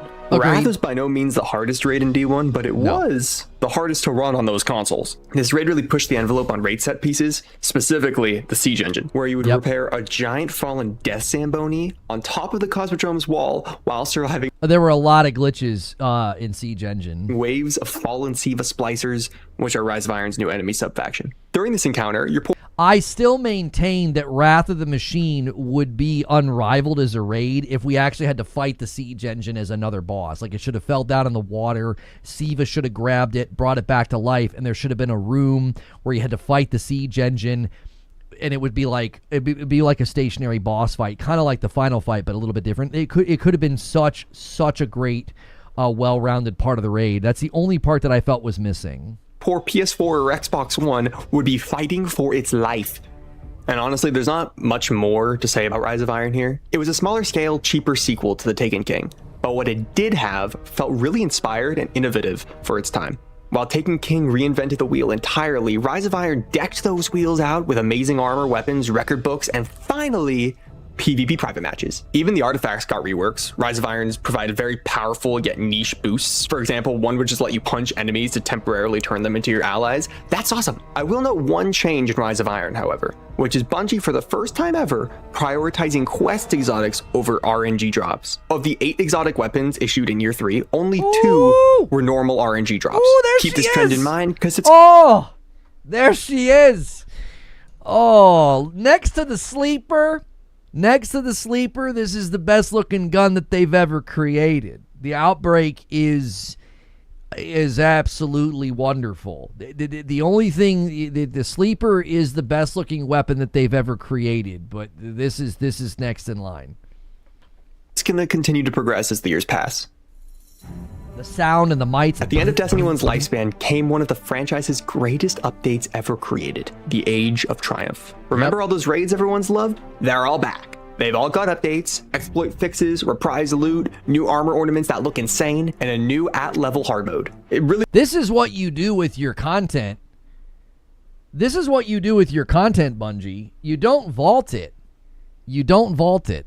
This is what you're supposed to do with your content. It was the perfect send-off for Destiny 1, ending on an insane, nostalgic high. Yeah, that's right. People were already nostalgic for these old raids with how much they were played. Destiny at this point had found its audience, its footing, and its confidence to execute on it. The hope for the future couldn't have been greater. And what's crazy is this was a very small team that did this. This was like the live team, and I think like High Moon Studios. Like, I don't even think this was like a big chunk of Bungie that worked on this. I think it's fair to say that every Destiny 1 player went into D2 with basically 0 red flags raised. Destiny 1's launch was messy, even if fun, but over the following years, Bungie had continuously delivered better and better experiences for it, and it felt like they had learned from their mistakes. And with a new game built from the ground up, we would be in for a real treat. Then it happened. Destiny's first ever identity crisis. The game was actually well received at first, the campaign was fun, it took us to new locations, and the gunplay of course felt amazing, especially on PC, which finally got a port. It was so good that it single-handedly made my entire friend group swap from Xbox to PC gaming, which was the best decision in my gamer life, by the way. Yeah, we all did. We all switched to PC. Because when I went to the Destiny 2 premiere in 2017, we were out in LA, and it was like you played it on the PlayStation 4 Pro first, and then there was this other section you could play it on PC. When I played it on PC, I was like, I'm never, ever, ever playing this anywhere else once I'm available. Now, the PC drop was staggered, so you had to wait. So we had to play D2 on console when it first came out. But, buddy, I never looked back. I remember having to play the hard version of Leviathan on the freaking console, and it was pain. It was pain going back. But when the honeymoon phase ended, the other shoe dropped. Destiny 2 had absolutely no replayability at all. You see, with a live service game like Destiny, it really doesn't even matter if the content is good if you just don't have a reason to play it more than once. And even worse, if the only content that does have incentive to replay it is boring, then you've got a double whammy of a problem. And that right there was Destiny 2 Year 1. Remember how this was the beginning of their problem of focusing more on like having like quantitative content and not thinking about the experience or the substance of it. I remember talking to Luke Smith at the Destiny 2 premiere, and he was like, oh, it's going to be good. It's going to be big. Because he was talking about like every planet has lost sectors. Every planet has adventures. Every planet has all these things for you to go do. And that was their big selling point. All of that content was pointless and meaningless, though. There was no substance. There was no purpose. There was nothing behind it. This was the beginning of them losing their way because that's what they were focused on. They were focused on quantity, which led to the vaulting of content. It led to everything where we see today. Precious legendaries were, let alone exotics in Destiny 1. They really lived up to their names. But what if we give them to you for free, constantly? For example, the best way to earn exotics at the time was heroic public events. So that's what we would do all day. Just run around the EDZ, farming events. and the raid, Leviathan, was actually really cool. It was our first non-linear styled raid that rotated. It's the worst raid they've ever made. Encounter order weekly with one boss at the end, Robot Emperor Callus. Leviathan was named after the giant ship it was on. Worst raid they've ever made. Boring, absolutely boring. Great spectacle and design and art direction, but the most boring, most non-fun raid they have ever created. It's everything you do, every fight, whether it's the dogs or the dadgum race, it's freaking terrible. On, which sat ominously in Nessus's skybox. Genuinely 10 out of 10 here on the vibes, Bungie. But there was one big problem here. You see, Bungie wanted D2 to have a focus on competitive PvP. So much so that it, and I'm not exaggerating here, came at the detriment of literally every other part of the game. Yep. Your special weapons, gone. You get 2 primaries and 1 heavy weapon. Subclass customization, gone. You get to select between 2 simple trees. Armor perks, gone. Movement speed and ability regen, drastically reduced. Power fantasy, out the window. And worst of all, our randomly rolled legendaries, gone. Definitely not the worst. Well, you guys remember I was banned from the game unjustly in 2021, so I've not played every single raid. At the time, it was the worst raid they've ever made. You got to remember, we're coming from Vault of Glass, we're coming from King's Fall, we're coming from Wrath of the Machine. Even Crota's End is basically a dungeon, and that's what we came from. At the time, the Leviathan was the worst raid they've ever made. You're like, oh, the race encounter was really fun. It doesn't even feel like a raid encounter. It doesn't. It was so mechanically based. It was just a bunch of mechanics. I'm telling you, Leviathan was when they started to lean into mechanics. Stand here, shoot this. Stand here, shoot this. There was no substance or spectacle or bombast. It wasn't like, here's a god to kill. It was, here's a race to run. Huh? Here's a robot to kill. I'm telling you, we went from slaying gods to running a dadgum marathon. Like, why? Why? It was a terrible raid. Who on earth thought this would ever go over well? I have no idea. But the worst part of it all was that people didn't even like the PvP. It was slow, clunky, team shot oriented, and just missing features. Yep. There were no private matches again, and every game mode was 4v4. That means there wasn't even free-for-all rumble. All these issues would coincide to produce a less fun gameplay loop with very little replayability. I mean, why would you ever replay the raid when you only need to get each weapon and armor piece one time? What was Bungie's answer? To farm consumable shaders. And thus, players quit in droves. The identity of Destiny that Bungie had... Consumable shaders? Who thought that was a good idea? Shaders? Consumable? Whoever that person is, if they're still there, keep them away from Destiny 3. Consumable shaders. What the frick? Spent the last 3 years building for us that. Was just completely gone. Now, Curse of Osiris, this will be quick. It was just more of the same. Pretty much nothing changed or got better, and the highlight of the expansion was probably the most infamous meme of the franchise. I promised before that this was the most rewarding public event, and there we have it. We have 2 chests. Things wouldn't start turning around until Warmind.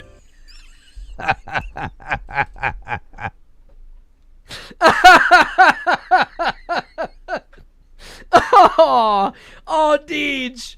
Oh, Deej. Oh my gosh, 2 tokens and a blue. 2 tokens and a dadgum blue. What a time. What a time. That police is the most...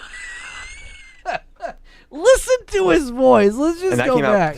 And I promised before that this was the most rewarding public event. And there we have it. We have 2 chests. Things wouldn't start turning around until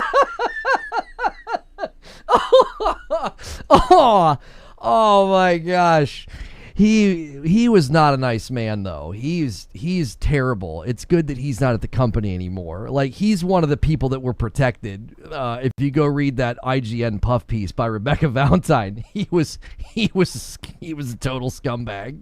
Warmind, and that came out 8 months after launch. I kind of think of this time as D2's House of Wolves. It was like a band-aid fix with a promise to lay some better foundation soon. We got a slightly better campaign, destination, and quality of life patches. A perfect example here is we got 6v6 Iron Banner during this time. Everything else was still 4v4, But now we're beginning to enter some goodwill territory. Most people's highlight during this period, though, is Escalation Protocol. And this single-handedly is the first time that Destiny 2 actually got difficult at all. Escalation Protocol takes place on Mars's patrol space, and it was a 7-wave horde mode that got progressively more and more difficult, as a horde mode does. But it got so hard, in fact, to even have a shot at beating it, you would have to pseudo matchmake with other people on patrol to round up a fire team of 9 together to take it on. And what was the reward for this? All eyes were on the shotgun and sniper. These were the first weapons. Ooh, there she is. There she is. The game had a gun in it called the Ikelos shotgun. This is the gun that I single-handedly got nerfed, so suck it, losers, and respect my power. I'm obviously kidding. Everybody blamed me, but it wasn't my fault. Now listen, there's something you need to know about this event.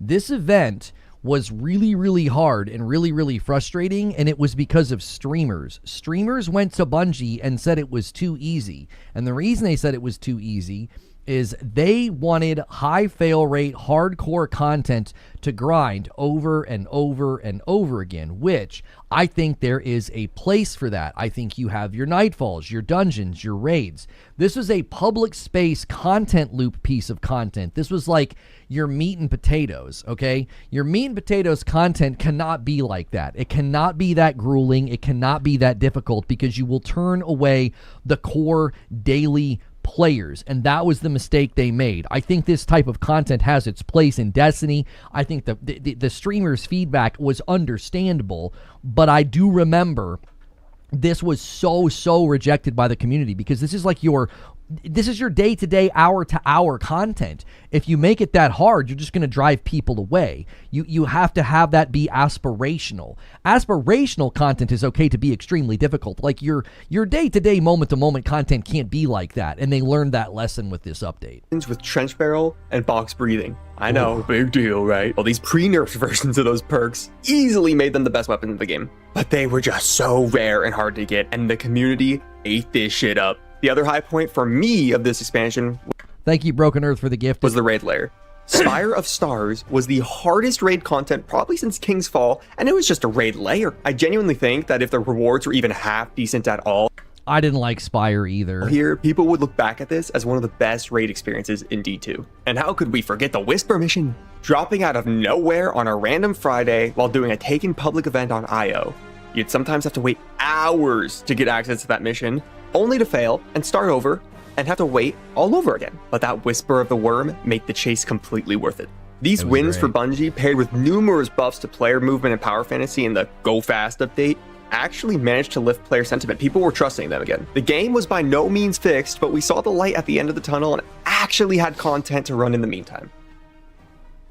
Forsaken is when Bungie finally got things back on track. We had new abilities, our special weapons and random rolls were back, and power fantasy fully returned. And the game got dark. Fan favorite character Cade 6 was killed off in the very first mission, which sent us off into the Tangled Shore and eventually Dreaming City to enact our revenge and discover some of Destiny's greatest secrets. And I'm just curious, do you consider Forsaken to be Destiny's greatest expansion of all time? There's a couple other contenders. No. King's Fall will never be dethroned. That is the best expansion. King's Fall saved Destiny. King's Fall arguably saved Bungie. Bungie and Destiny were headed for absolute and utter disaster. King's Fall is and always will be the greatest expansion in Destiny's history. It literally saved the game. Forsaken is basically King's Fall Part 2. It's like the second time they had to do it. So just comment what you think. During this era, Bungie really leaned into... I was saying King's Fall, Taken King, you know what I mean. The grindy, difficult parts of Destiny once more. Grinding activities to get that god roll felt so good after being absent for a year. We got our first dungeon in a raid race so long that its record wouldn't be beaten until Final Shape 6 years later. RNG was the name of the game once more, including exotics. There were a few quest exotics to earn, but many were rare drops. I remember my friends freaking out when that one-eyed mask finally dropped, or when I finally got my Geomag stabilizers. It took Quentin over 60 runs of Last Wish to get his 1K, and we loved how much he hated it. Bungie's pinnacle weapon. He hated it. A lot of people got it and didn't like it. Forsaken was it. Guys, listen. I think you're forgetting just how insanely amazing and awesome the Dreadnought was. You cannot claim Forsaken is better than the Taken King. Not even close. The story, way better. Taken King's story is way better. Soundtrack, better. Protagonist, better. Location, better. Come on, boys. Weapons from reaching high competitive rank and eventually high ranks in Strikes and Gambit really blurred the line between legendaries and exotics during this time. Weapons like the Mountaintop, Recluse, and Wendigo would rule the meta for the year, along with exotics like Anarchy and Izanagi's Burden. We also saw titles being introduced, which was the first time Bungie was truly adding a purely cosmetic.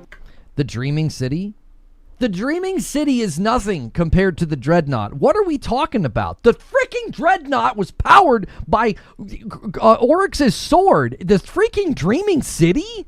Get out of here. Aspirational pursuit, specifically for collectors. I think there were 8 that came with Forsaken's launch, and if you didn't play back then, you have no idea how hard these were to get. These Copium, I'm speaking facts right now. Listen, we're not doing this. We're not rewriting history. There is absolutely no way you think the Dreaming City is better than the Dreadnought. You guys are high. The Dreadnought had like this dark, foreboding sense of treachery and death, and it felt like it was from another world. The Dreaming City was cool, but I'm telling you, the Dreadnought? The Dreadnought is the pinnacle of like an added location. You guys are insane. These weren't the easy-ass seasonal titles that they hand out for free today, besides maybe 1 or 2 triumphs on it. No, every single triumph in these titles took deliberate time, effort, and dedication to claim. My first title was Wayfarer, the Patrol title, and it took me forever to get. Though I am most proud of getting the Chronicler lore title. Like, you really want to compare the Blind Well, to Court of Oryx? Really? You guys want to do this? And if you ask me, this is what titles should have remained as. Nowadays, only a few titles actually mean you did anything difficult at all. But back then, you respected every single person you saw with a title. Forsaken also brought a new core PvEVP game mode, Gambit. You may laugh at it now, but back in the day, this was supposed to be the new big thing for Destiny. It even had a pre-expansion public demo to play in the live game, and I stand by to this day that with a few tweaks and like limitations on loadouts, Gambit could still be awesome. I appreciate his optimism, but no, I don't think so. I think Gambit will always be it's a cocktail. Listen, it's a cocktail with cayenne pepper in it, okay? It's just a lot of people are not going to like how the two flavors blend. With the 3 following seasons of Black Armory, Season of the Drifter, and Season of Opulence, we even saw Bungie innovate on endgame activities for the first time since Prison of Elders.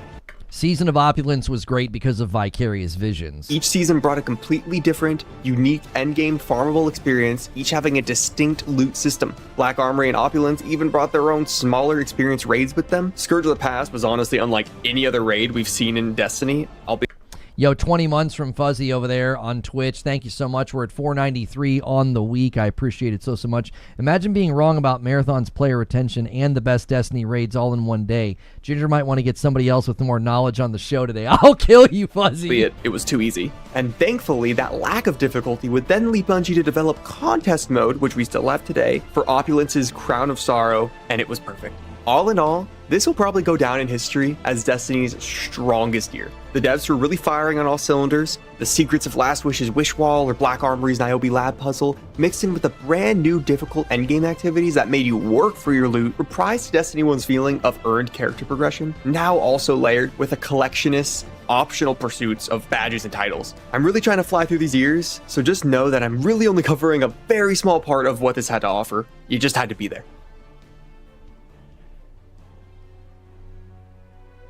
Shadowkeep is probably the first year of Destiny that actually looks similar to the up until now modern version of the game.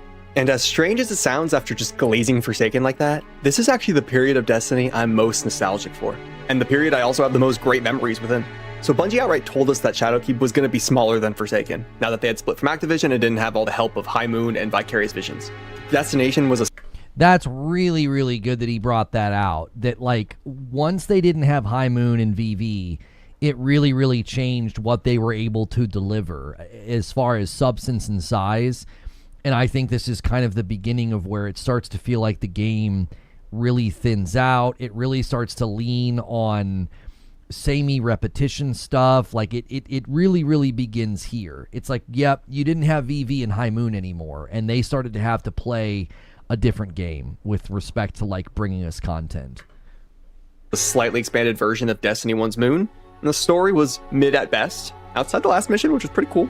Hey, a 10 bomb from Rizik, and he gets us well on the way to stretch.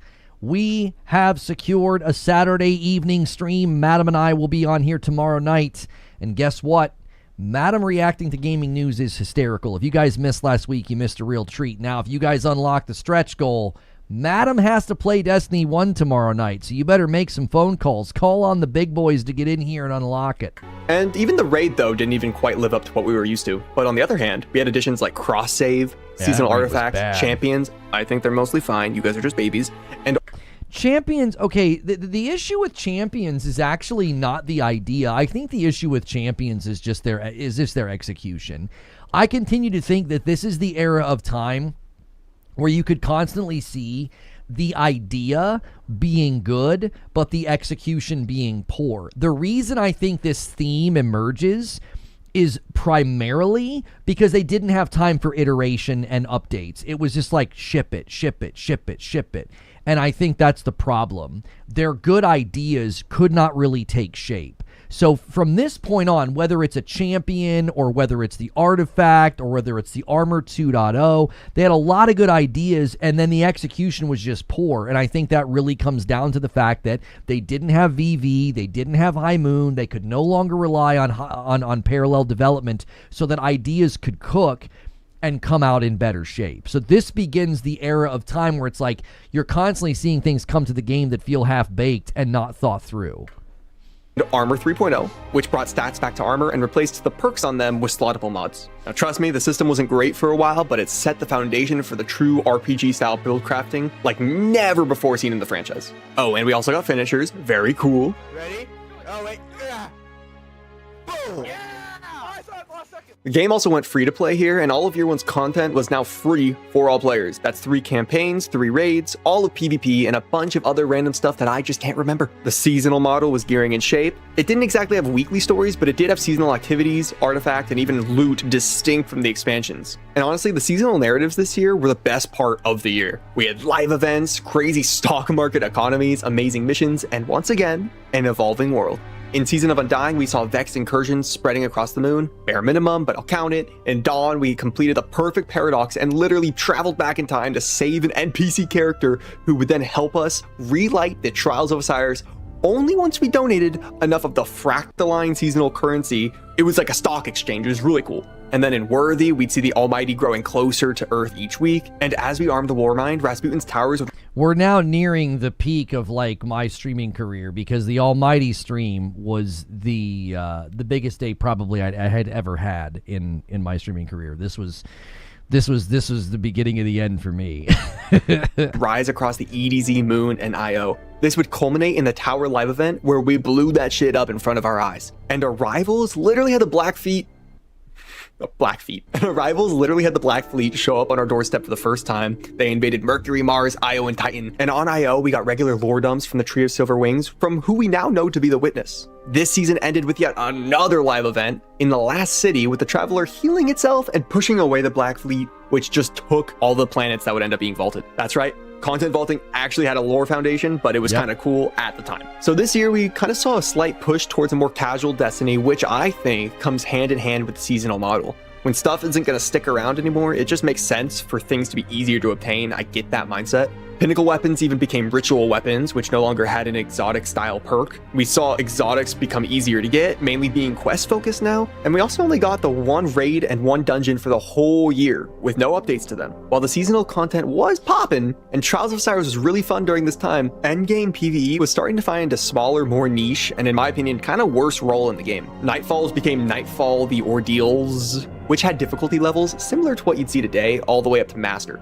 Grandmasters would just come a few months later, and the thing is, these are mainly all meant to just farm the new enhancement prisms and Ascendant Shard materials used for Armor 3.0. And as a side note, GMs were also way harder back then compared to what they are today. I don't really... Yeah, and GMs initially, in their initial conception, the reason that Grandmasters did not work is because they took environments with combat rhythms that couldn't just be scaled up infinitely. So, like, I remember arguing this with people about, like, the hierarchy of the enemies in Destiny. So, like, the lower hierarchy of enemies in Destiny, they tend to shoot fast because they do small amounts of damage. And then when you go up from that hierarchy to like a Hive Knight, he does more damage, but then he shoots slower. So it works, right? He's got almost like a boomer presence from Gears of War. Like, shoom, shoom, he's shooting these big, huge things. They travel slower, but they hit really hard.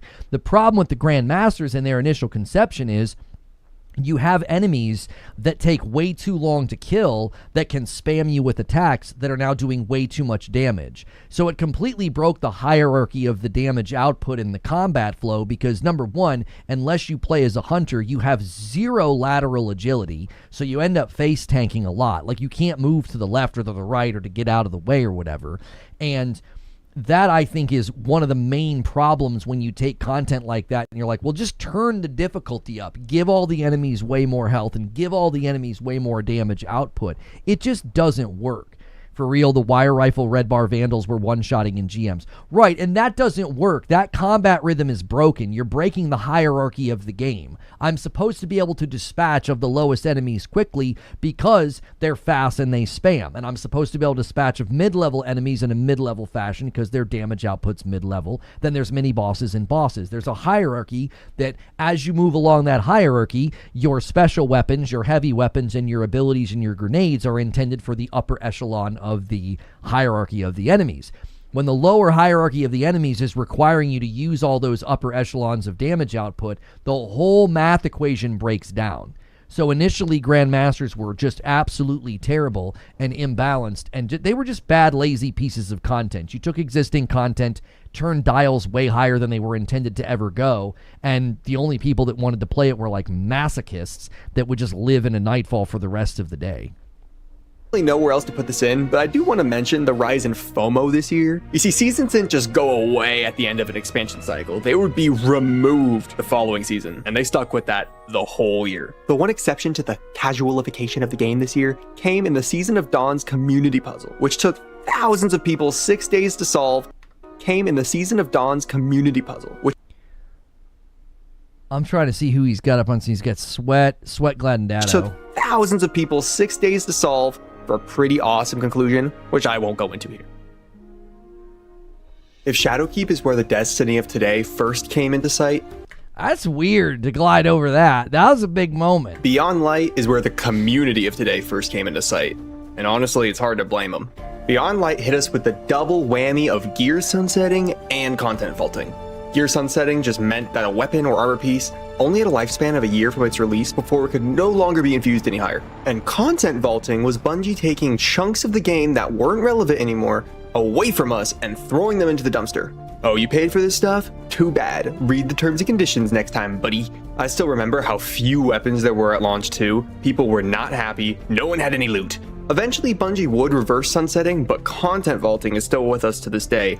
And it's bad. In just one day, we lost 3 campaigns, 5 raids, 4 patrols, and a bunch of strikes and Crucible maps, and plenty more. All of these bad decisions really soured the Destiny community, despite the content of Beyond Light actually being pretty good. The story, while not great, was significantly better than Shadowkeep's. The raid was a fan favorite, including some amazing music, set pieces, and unforgettable moments. We got our first Darkness subclass 2 in Stasis, and it even had an entirely new subclass customization system instead of the boring trees we talked about earlier. We even got crossplay to finally bridge the gap between platforms. And that stupid decision to have seasons vault themselves every 3 months, removed. Even Vault the Glass returned. And to be real with you, this time was just a blur for me. PvP was in a horrible state because of stasis. The seasonal cycle that we'd have for the next 3 years was now set in stone. You log in every week, you play the seasonal story, and then you grind the activity. And there wasn't much more beyond that. The seasonal stories were really good, the strongest we'd seen yet, but besides that, it was kind of a copy-paste year of the Year of Shadowkeep, but with lower community sentiment due to the aforementioned circumstances. And at this point, I'm not able to play the game.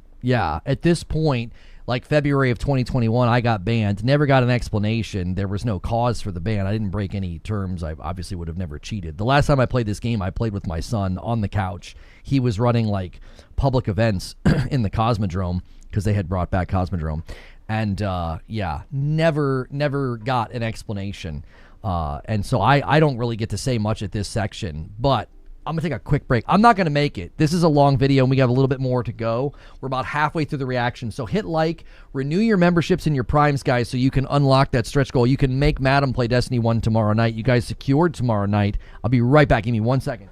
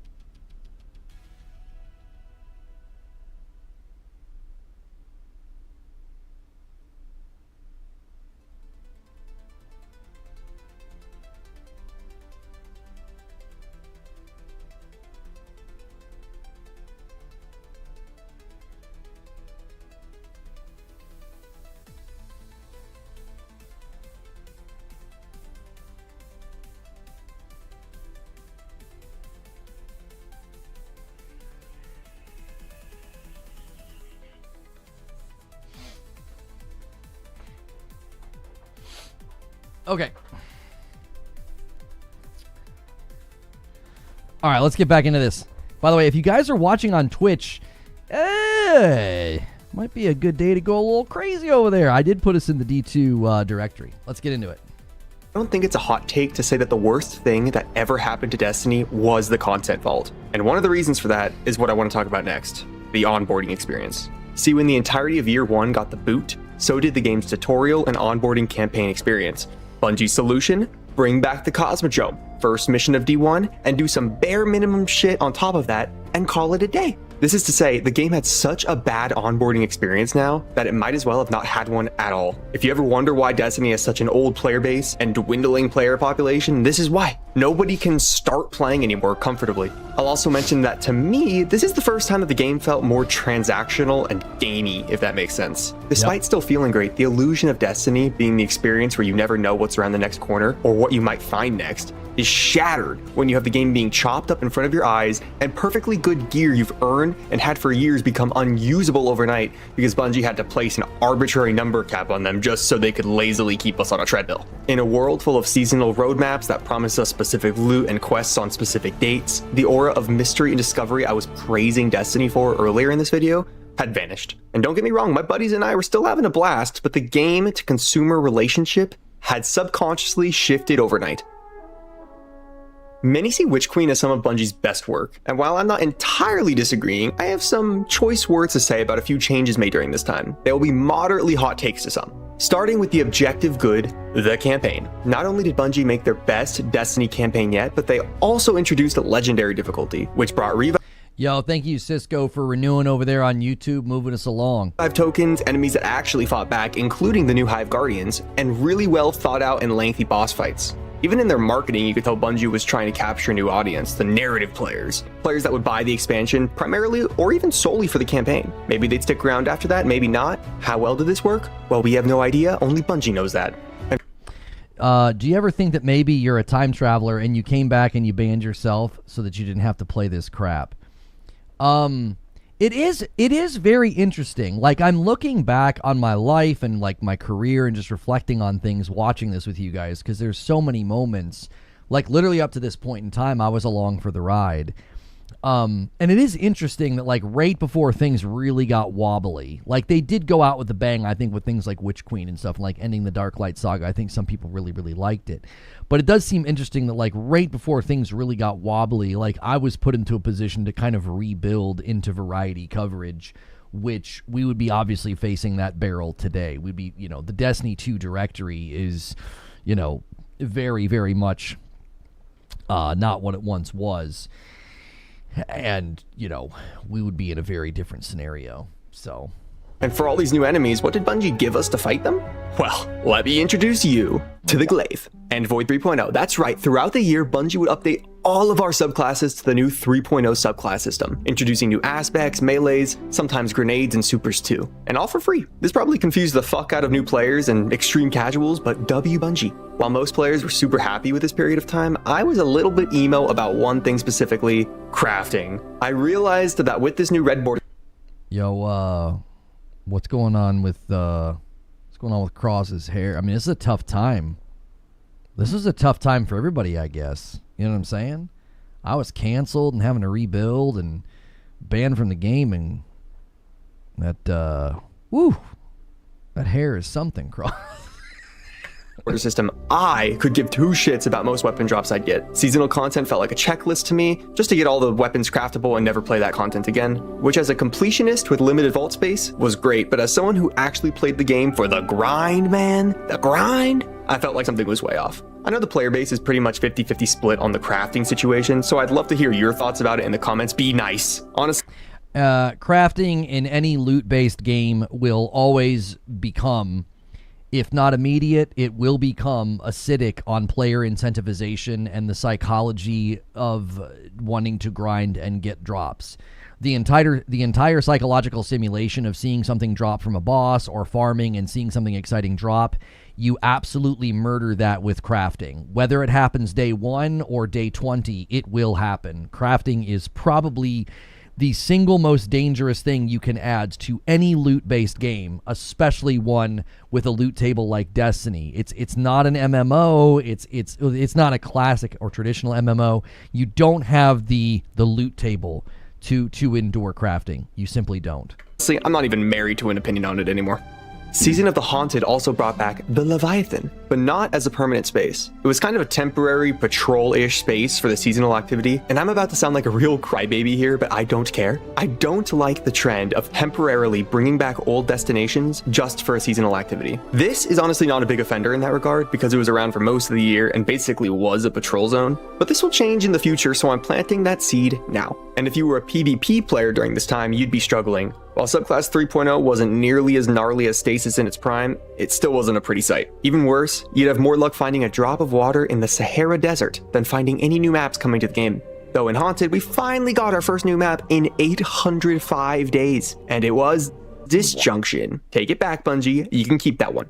Bungie would instead put PvP dev time into kind of weird game modes that nobody really cares for. I appreciate the effort, but 95% of the player base only wants to play Control and Trials. Anything outside of that, unless you've got a real banger, just seems like a lot of wasted dev time, and maybe that's a hot take for me. I even like a lot of the comp game modes they've added.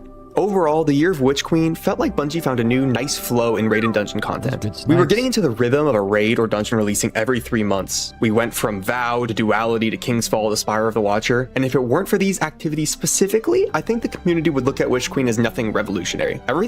Yo, thank you, Jamie, for 43 months over there on YouTube, putting us exactly 20 away from the next milestone. I do owe YouTube a member, and I'm going to do that now. Nothing was good, but nothing was really changing. No harm in that front by any means, but when I continue mentioning how the game started to feel more transactional, this is what I mean. You pay for the year, you get the formula hardly changes. The formula was holding so strong, in fact, that we noticed that year after year, the middle of the year season was always the weakest, followed by the very strong final season leading into the next expansion. Like clockwork. And before we head on over... The reason... Sorry, I meant to pause it there. The reason that rhythm happens is quite literally because, as I said, go back, when they lost VV, when they lost High Moon, they're now going to be on a rhythm of not being able to create substance quickly enough. So the substance is always going to feel like a flat tire.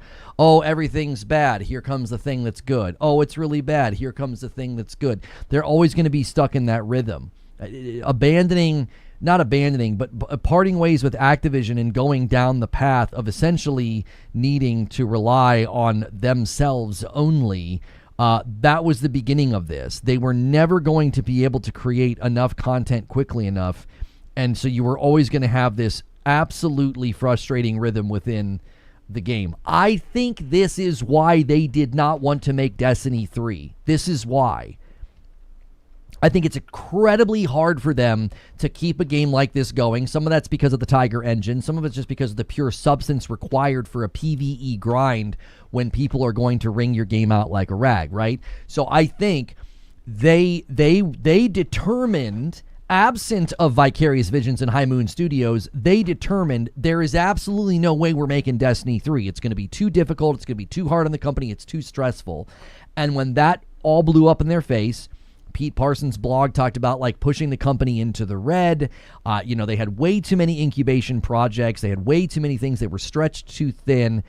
That fundamentally is what has brought us here. All roads lead to Destiny 3. It's what you have to make next, because it's the only project big enough to justify your existence. You got to put Marathon on a path of basically decline. It's already on a path of decline. And you have to put Destiny 2 on end of life so that everybody can start working on Destiny 3.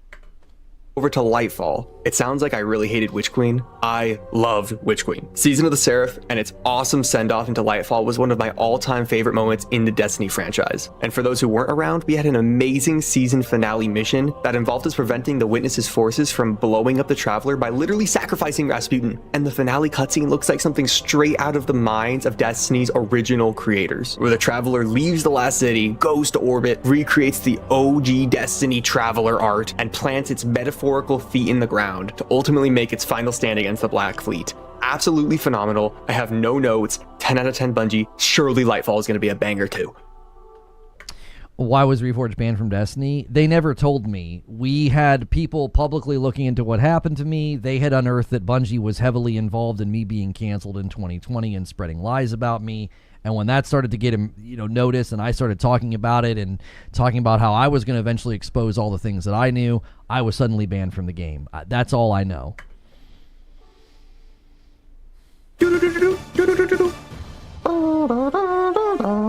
Alright, I'll cut right to it. Lightfall killed any positive momentum that the game had gained since Beyond Light. The campaign was fun gameplay-wise, but was narratively a complete tone-deaf mess with annoying and or quippy characters. Nobody liked it. We all remember Bife's infamous video that was basically a WTF happened analysis of Bungie. And we hit peak player counts too, unfortunately. So everyone had to see that. This was supposed to be our Infinity War moment, and they dropped the ball hard.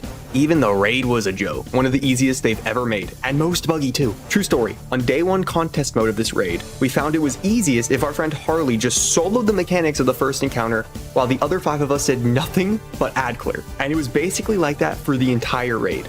1 to 2 people doing mechanics, while everyone else shoots Cabal in the face, and that's all. The only Yeah, but this is when they've robbed the game of all of its bandwidth, right? Like, that makes sense. If they rob the game of all of its bandwidth, this is what you're going to get. The good encounter was the planets encounter, because it was the only one that was actually a raid encounter. I have no idea why this happened, but it did, so I'm including it. Most of the expansion just felt, I guess, directionless. And it was kind of the first time where I had no idea what Bungie's vision was for the DLC, assuming there even was a vision. The universe's death was literally on our doorstep, but nobody was acting like it. We're fighting through this supposed hidden vast neon cityscape filled with survivors of the collapse, yet it was small and completely empty. We have these new player commendations and guardian ranks to prove how helpful and experienced you are as a player, but they're all just meaningless and annoying. Like, if I want to get to guardian rank 11, why do I need to prove that I can get a bunch of blue commendation ratings? How does that prove my worth as a player in any way?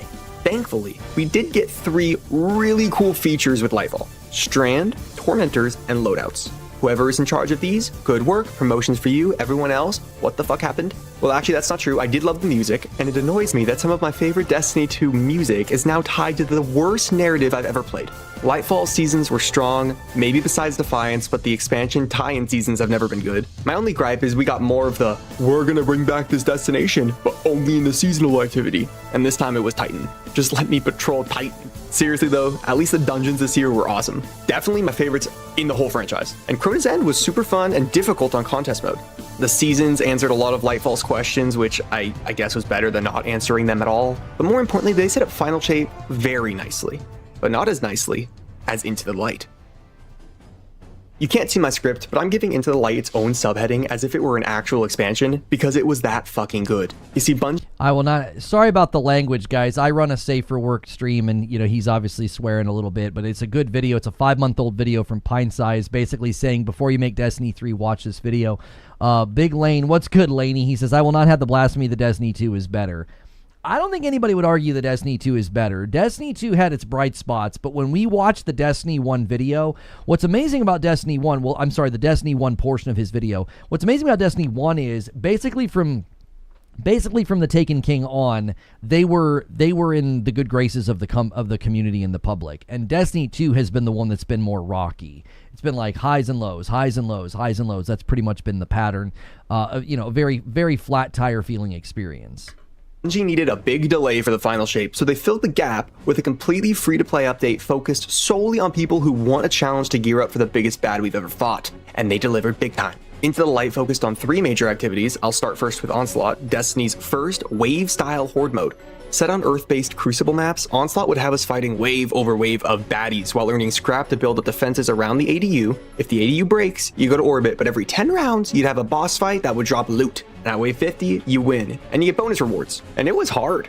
You think you're doing fine, then a giant fucking tormentor spawns next to you, sucks the light out of your friend, and body slams you into the ADU. Back to orbit. Some of the most iconic weapons to Destiny 2's past are back and better than ever. And there's Hung Jury. And you could even get rare shiny versions with double perks. We also had a custom social space for it to attune specific weapons. Amazing. Bungie also finally unvaulted the Whisper and Outbreak missions, making the weapons craftable with new perks that pushed them beyond what they were previously capable of. And they even changed the missions up a little bit, which I appreciated. And lastly, the best part about Into the Light was Pantheon. Week after week for 1 month, we got a boss rush gauntlet for most of Destiny 2's past raids. And each week would add 1 or 2 more bosses to the gauntlet and would be at a higher and higher power level until it all culminated on week 4, which was some of the hardest and most fun raiding I've ever had to do in my life. See, not only did you have to complete each encounter, but if you were trying to get the title, emblems, and bragging rights, you had to reach a score threshold too, meaning you had to do each encounter in under a certain amount of time. This usually just meant you had to 2-phase the boss. Most of the encounters were also critically changed, forcing you to interact with more mechanics and I mean, that sounds like they were kind of cooking. Like, I like the idea of being rewarded for baking a boss. Like, that was always a fun personalized challenge in certain encounters. Like 2-phasing. It was so fun to 2-phase. I love that they brought that idea of like that being rewarded. Someone says Reforge back on D2. What's happening? I'm watching a video about Destiny 3 and the future of Bungie. It's pertinent because the earnings call and their devaluation now, but you know, under Sony's ownership. So we're covering it. Invest in survivability. Remember Rolk? Now there's fucking 2 of them. Exploits were also fixed, so no more cheesing Riven or Nezarec. Nezi became a still buggy but chaotic firefight where every player truly had to fight for their lives. Not Rolk though, that guy got yeeted. And on these endeavors, you'd be showered in spoils of conquests, raid weapons, including adepts, red borders, and that title. And what was the title called? Godslayer? Still rocking it to this day, baby. Even PvP players are throwing a bone because we got a 3-map pack dropping around this time. All 3 maps were actually pretty good, praise the Lord. And while this fully didn't recover the player count, those who played felt appreciated. Especially for a free update, this would go down as some of the most hyped time in Destiny. And Bungie, thank you for that. And don't you worry, there's a little bit more glaze coming up. I think that in 5 years' time or so, people will realize that this may have been Destiny's absolute peak, even if it was short-lived. There's not much that Final Shape did wrong. We got Prismatic, a new enemy faction, the Dread, exotic class items, allowing you to combine specific parts of other exotics together, new weapon types, and Destiny's best campaign yet. The destination was surreal and very different from anything we'd seen before, which is ironic because it's literally a physical manifestation of our Guardian's memories along with a few other characters. Cade 6 was back, but in an emotionally complex and satisfactory way that didn't only fit the narrative but supported it. We even matched Lightfall's player count, and damn, if Lightfall weren't such a shit show, we could have blown it out of the water. This is also Destiny's first and currently only linear destination built to fit the campaign, and man, it helped. Every mission ended with you camped out closer and closer to the Witness's looming monolith. And through the campaign, we'd unlock more and more upgrades for our new prismatic subclass, allowing us to combine aspects, fragments, and abilities from all of our other elemental subclasses and mix them together for new effects. Honestly, what a great idea to just make familiar abilities feel 100% fresh and new, and to find a new home for a lot of them in the sandbox. But we also would get a new aspect and super for each class on top of that, so your prismatic subclass still had new toys to destroy the battlefield with. This expansion didn't just innovate on subclasses exotics in the campaign though, it innovated on individual missions. Firstly, after the raid, the final campaign mission was 12 players, involved mini raid mechanics, and had NPC allies of all factions fighting alongside us, bookended with insane cutscenes. This was our endgame, it felt like that, it was perfect. And if you wanted those exotic class items, look no further than Dual Destiny. A 2-player cooperative timed mission involving puzzle solving in the middle of a pretty tough combat cycle. I know a lot of solo players were upset that they needed to play with someone to get these exotic class items, but guys, that's the point. Destiny from the very beginning was always meant to push you outside of your comfort zone. If you wanted to get Thorn in D1, you'd better be prepared to play a lot of PvP and get good at it because dying loses progress, then go take on a crazy hard mission of a summoning pit strike to kill a high value target. Or if you wanted malfeasance back in the day, you had to play a shit ton of Gambit, and when that meatball finally showed up, you and your team better fight your little hearts out to steal the kill from the enemies. Destiny's at its best when you aren't alone, when you have something to strive towards. You need a fire team to save the world, so get out of Solo Ops Caldera and go play a raid. And if you're looking for a tough one, let me introduce you to Salvation's Edge. Finally, a raid that took even longer to beat than Last Wish at almost 19 hours, and only that one team beat it in the first day. Let me make that clear, the second place team took 25 hours to clear. Now that's the raid scene I love. Not to brag or anything, but my team did make it all the way to Witness on contest mode. In truth, playing Final Shape made me feel as close to experiencing Destiny again for the first time as I'll probably ever feel. The world felt wild, alive, and changing. There were secrets to discover, such as hidden chests in the world to unlock new prismatic abilities, cyst mini-missions where you'd be guided by birds made of light, and several exotics and catalysts to unlock by exploring the world. Every mission felt inspired and distinct from the previous. The loot was amazing, Prismatic was thrilling, the Dread were terrifying, the activities were all fresh, and there were payoffs that were years in the making. And this is in stark contrast to the seasonal episodes that would follow. Echoes was forgettable at best, Revenant was a little better on the narrative front, though still had some questionable decisions, and fortunately though, the year would end very strong with Heresy, our return to the Dreadnought, and the Ghost of Oryx. As this year went on, Bungie also pulled back on crafting, where eventually we had double and triple perk drops and shiny variants in its place. I loved this in Heresy so much. Every single run of the Nether or Court of Blades would offer me a chance to get a super god roll. Did I need it? No. Did I really want it? Yeah. My only complaint is, once again, they brought back the Dreadnought only for the seasonal activity. But I digress. Surely the loot system will stay this good, right? Yeah, I think they add insult to injury with like content vaulting if you do bring back places like that everybody is nostalgic for, but it's only for that activity, or for a limited time or what have you. Like, I think that's gonna be a continued point of tension. It's like you're just reminding everybody that stuff was removed. They are at today, the Edge of Fate. Quite the appropriate name for the game that currently has an uncertain future. Now I'm gonna rip into this DLC, but let me first say that I at least appreciate that Bungie did try to shake things up, but this ain't it, Chief. So much change that I'm gonna have to speed run through this, but that doesn't mean that each change listed here isn't monumental. Number 1, bye-bye director. Yep, that planet screen that everyone's been interacting with for 11 years, sunset. It's still there, but no new or modern content is put there anymore. For that, you get this Hulu Roku looking screen called the Portal. Is it easier to understand? Sure. Is it ugly, soulless, and makes me not want to interact with the game anymore? Somehow, yes. The only positive... Yeah, because when we watch Cross's videos, like you took the world out of the world. It doesn't feel like I'm in a space or traveling anymore. It doesn't feel like I'm going anywhere. It feels like I'm interacting with a mobile game. They nerfed airborne shooting just because one sandbox had an unhinged hatred towards Destiny Fun Police.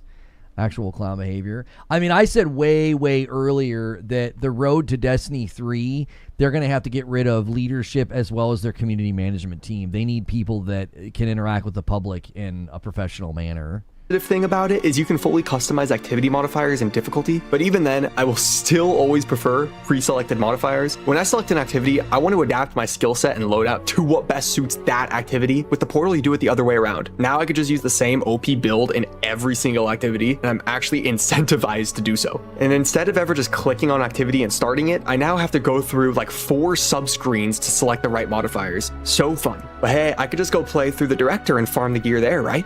Number 2, the loot problem. No, you can't. At least not for the new stuff. You see, new gear is a bonus applied to any stuff that drops post Edge of Fate. New gear weapons and armor also provide you with an increase in defense and weapon damage. And some activities even require only new gear loadouts. Plus, new gear has this tiered rating system offering enhanced perks, magazines, barrels, mods, and even origin traits as you progress in the tiers.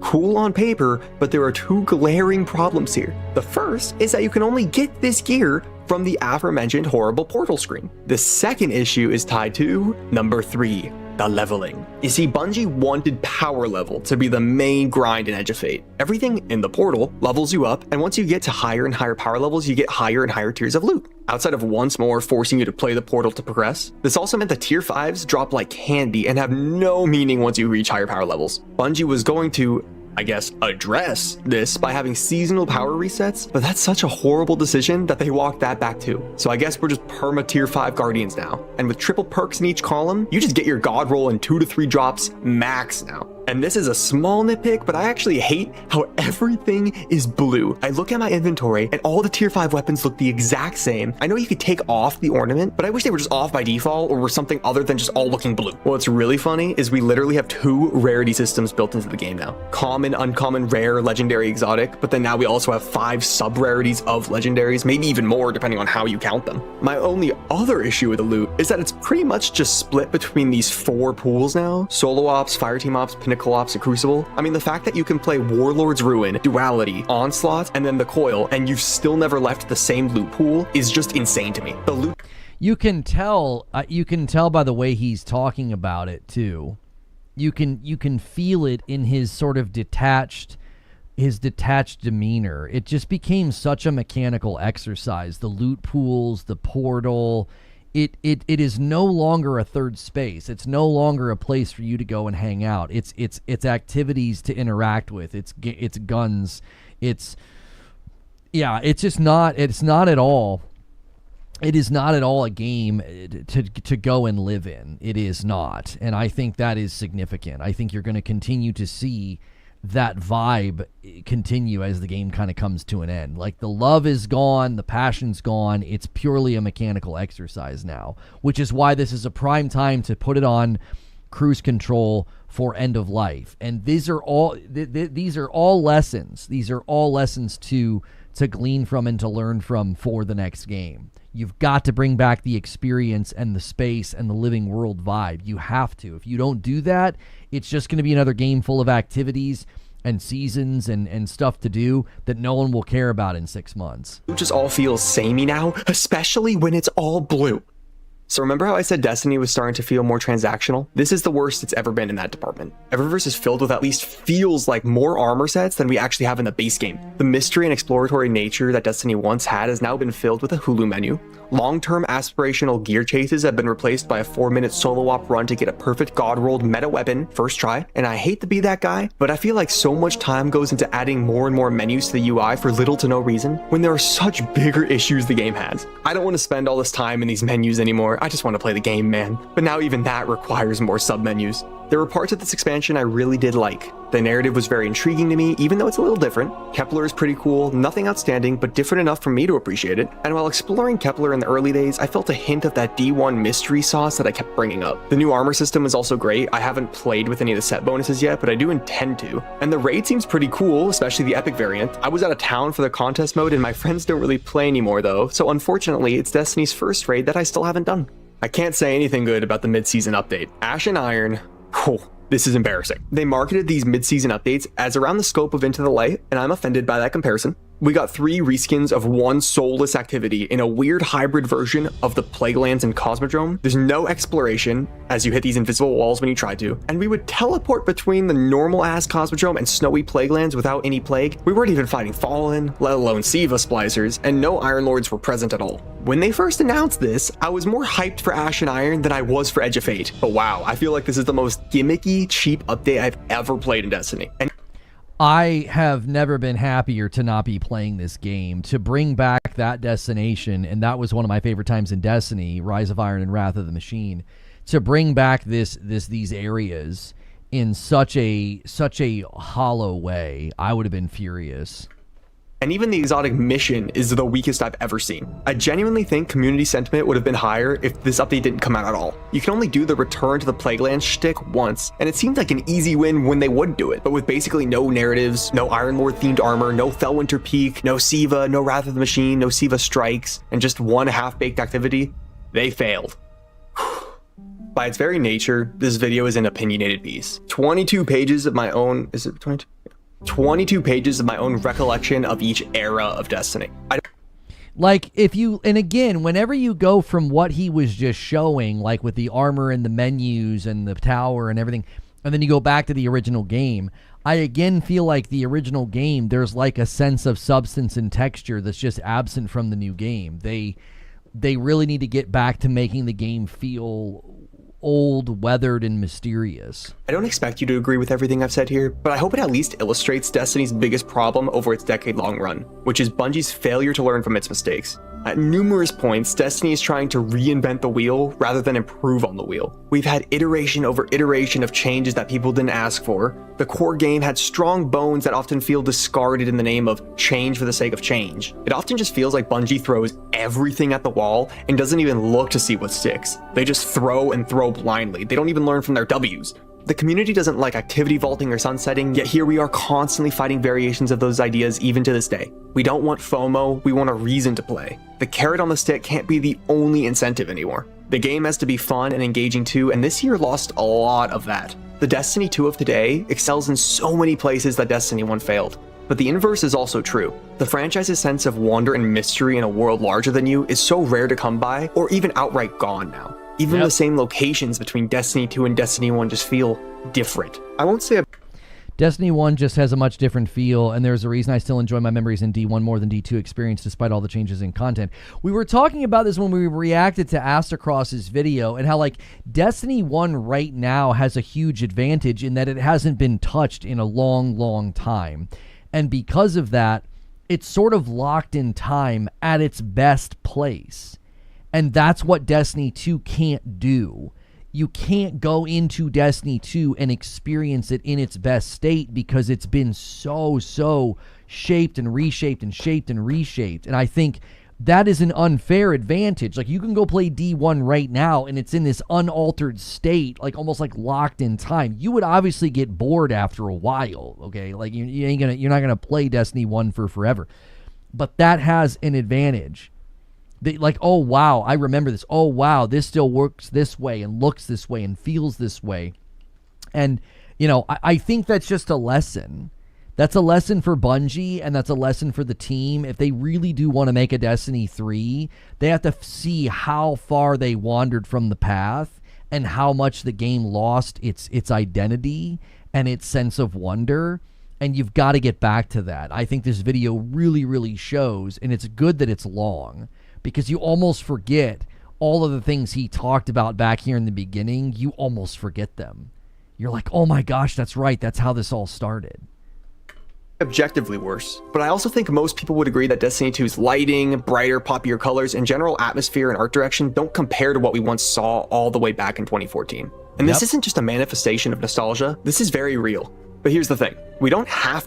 Yes, and I'm going to say it again. Art direction was better when the teams had to work hard to make their games look cool. They couldn't lean on lighting systems and shadows to make something look nice and to pop. They had to work for it. They had to work within limited power and bandwidth of a console to make the games look great. And that's why they have so much more sense of texture and grit and substance from back then. It just because they had to work for it. To choose. Destiny's future can return to its roots and art direction. It can also keep most of the features that we've come to love today. These aren't mutually exclusive at all, but Bungie needs to know that we want it. I know many of you don't trust Bungie to do anything right now just based off of my last video's comments, but there's no harm in at least talking about this. Year after year, Bungie giveth and Bungie taketh. And it's funny how after the worst periods of Destiny, we've always gotten the best times, when Bungie is forced to listen and over-deliver. After D1 launch, we got the Taken King. After D2's launch, Forsaken. After Beyond Light, we got Witch Queen, and after Lightfall, Final Shape.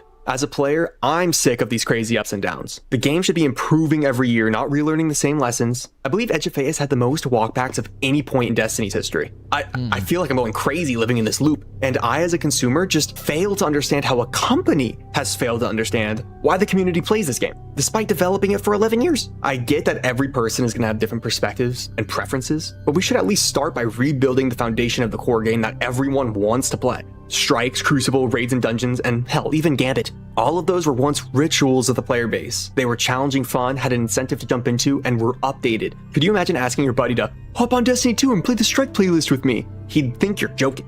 I'm not a developer, and I don't have a magic solution for most of this stuff. In truth, I just think Destiny's lost its roots. Maybe with a sequel, it could rediscover them. Hell, maybe it doesn't even need a sequel to do it, though I personally doubt that. Destiny didn't used to feel like a game. It felt like a home, a community, an immersive experience. Now, There it is. There it is. It felt like a home. That's what I mean. You need to build a game with that in mind. Your game needs to feel like, psychologically, it needs to feel like a third space for people to hang out in and to live in. If it doesn't feel like that, it's just going to be an activity. It's just going to be an activity for them, and activities get boring and activities lose their luster. But a place to hang out, like it would be like if you and your buddies bowl every Friday night at the same bowling alley, right? Bowling doesn't change. It's the same 10 pins, it's the same balls, it's the same lanes. But if it's a place where you go and you vibe and it's your third space and you know the owner and like you have drinks and laughs and everybody knows your name, you keep going back to that third space. It's your place, right? You need to build a game to be somebody's third space. Now it feels like an uncanny imitation of what once was. Today, we're on the doorstep of another expansion. I don't expect it to fix the game for me, and I'm at peace with that. If it does, I'll be pleasantly surprised. Maybe Destiny just isn't for me anymore and I'm the one that's out of touch. But with these player counts, I don't think that's necessarily true either. If you do me a favor though, comment when you enjoyed Destiny the most. It could be a general time, expansion, or season, or maybe... I'm going to cut it there because I don't know what song he's playing. I don't know if that's going to cause any kind of an issue. I will put a link in the chat for you guys. The video is by Pint Size. Always support the original creators. I will put links below in the description as well. That's a 5-month-old video. So I like to react to videos once they've run their course. And I mean, he crushed it. He doesn't even have 10,000 subscribers. That video has 205,000 views. Like, that video really resonated with people, and I can see why. So many people are probably in the comments being like, this is exactly right. This is exactly what I miss. This is exactly what they're missing. I completely get why that video has done so incredibly well.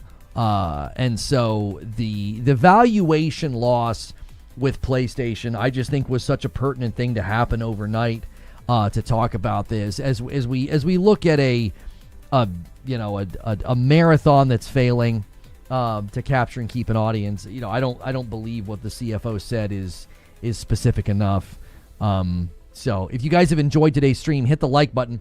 We have about 30 minutes to keep discussing and keep kind of breaking it down and thinking back. You know, I obviously wore one of my Destiny shirts today. You know, I obviously have an odd history with the company and with Bungie, and we've just continued to try to, move forward and create good content and do what we've always done, which is foster a great community, which is, a testament here with this insane goal that we've hit. So we are going to do a stream tomorrow night with Madam. If you're unfamiliar, if we hit 500 members or subs in a week, both Twitch and YouTube can contribute to that. That counts resubs, so always make sure to cash in your resubs because those help. Whenever we hit that, I do an extra stream. I come down here on Saturday night and we boot up the stream with my wife. We have her react to the week's gaming news. And then if you guys hit the stretch goal, you can make her play a game. So last week we played Sorrows. So instead of streaming for, an hour and a half to 2 hours, we streamed for 3.5 to 4 hours. So it almost doubles the length of the stream.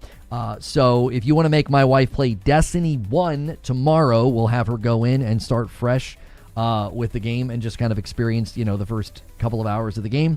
We'll have to hit that stretch goal. So sometimes we have been hitting the stretch goal on Saturday. And you guys can work on that right now for the next 29 minutes before we go over to the gaming roundtable. So that is where we will be headed to the gaming roundtable with Ginger and the gang over there. And then I'll be sure to set up redirect as well, so that whenever we leave, you guys will all go over there. That won't be happening for a little bit. We still, again, like I said, we have time to do all the things, hitting like and everything else. So try to get us to 400 likes if you guys haven't already. I would greatly appreciate that. They spoke about having 1 to 2 more expansions. Hang on, I got to get back in the Discord live chat. There we go. That should really be it for D2. Well, let me give you my theory about what's going to happen in June. I'm fairly certain from the way that they talked about the June update and kind of where things are headed. I believe June is the last hurrah. I think that's why the name of whatever they're doing is changed. It's not going to be Shadow and Order. It's going to come under a different name. It'll be the last hurrah of content for Destiny, and I believe something's likely happening with respect to leadership exit and with respect to restructure. I think PlayStation's stepping in. I think PlayStation's going to put them into a position to build Destiny 3 under some sort of a publishing deal where PlayStation will have a lot more oversight and control over the company. They will no longer be independent. I don't think they've been independent for quite a while.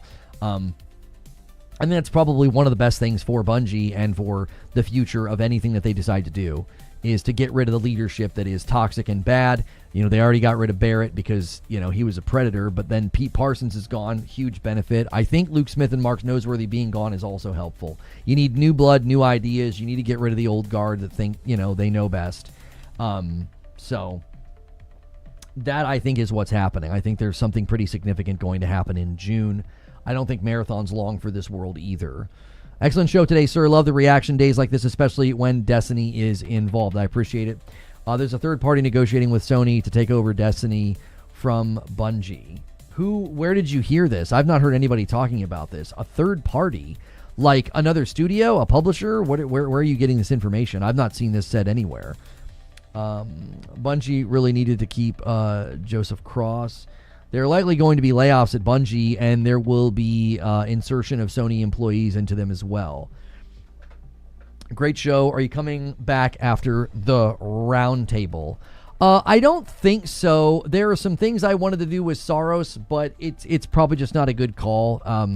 You know, we've continued to try to like reshape what we do here, and I don't think that kind of gameplay is a good call on YouTube. The support just really starts to wane after a couple of days, and so it ends up being self-destructive and self-indulgent, so we won't be doing that. They could always pull off some miracle to save the system. Yeah, I don't think so. Why is Luke Smith going a good thing? I can understand the rest. Because he didn't want to make Destiny anymore. If he doesn't want to make Destiny anymore, you don't want him there. He's not going to help with building Destiny. He moved on to some other project with Mark Noseworthy called Payback, and it was going to be like an action adventure-y story thing where you were going to be like in third person. It was going to be very Monster Hunter adjacent. Anybody that didn't want to build Destiny 3, you don't want them at the company anymore. I think that's the only future that can justify Bungie's existence. They're just simply too big of a company to exist without working on something like that.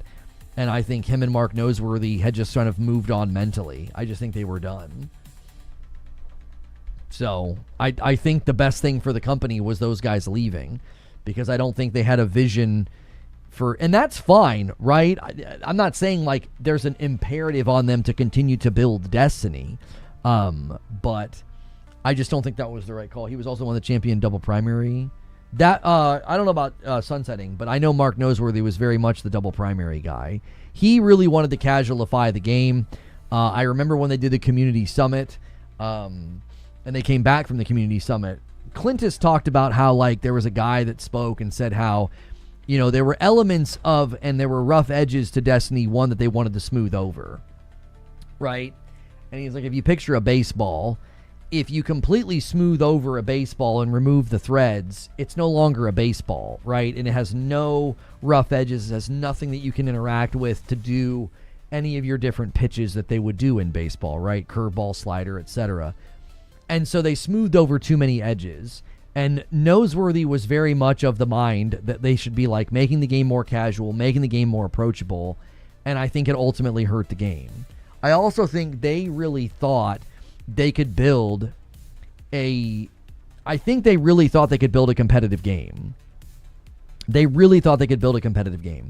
And that was kind of what they were hoping to do. If you remember, there was like an event and there was shoutcasting with the PvP. And I remember I was doing stuff with split screen at the time as well. And I honestly feel like their arrogance and some of their hubris with like thinking they can do that. And it's just so misplaced because they did such a bad job with balancing and with PvP and with the competitive like part of their game for all these years. I remember when they were building Marathon and talking about Marathon, I told people, I was like, I have no confidence that Bungie can pull this off.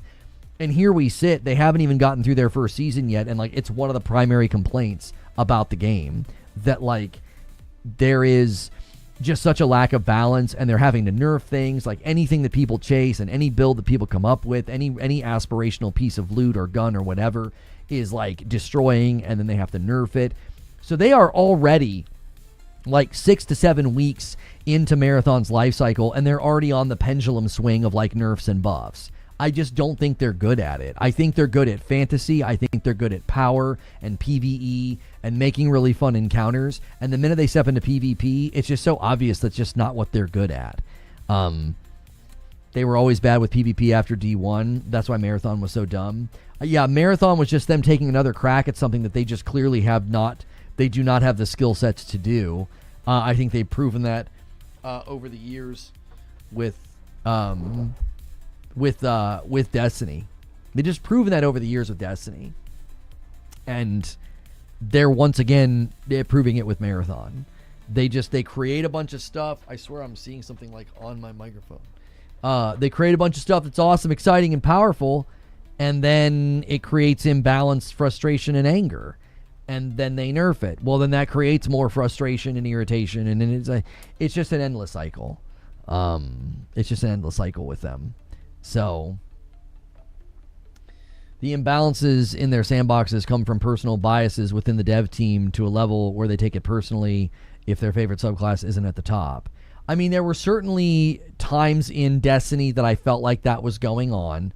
That is certainly true. I also think there is something to be said for you can't blend that level of power and that level of strength with PvP. It just really isn't possible. You always are going to end up with some kind of a build or some kind of a loadout that's just too strong. The Invis obsession carried over into Marathon. Yeah. And to be fair, the abilities and movement and shooting that they come up with is awesome. So like I get why somebody would think like, oh, we need to really dip our toes into PvP. We really need to do that. But they've just continued to demonstrate it's just not what they should be doing. It's not what they should be doing. And if they want a bright future, I think their bright future is no PvP, loot-based PvE content, strikes, dungeons, raids. Create environments where, people want to be there. People want to be in your game. You've got to get back to building a game that can be a third space.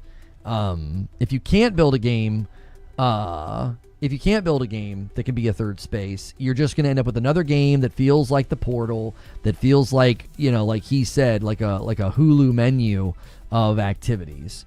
And that just robs the game of substance and texture, and it, I don't know. The official launch trailer for Forza Horizon 6 is here.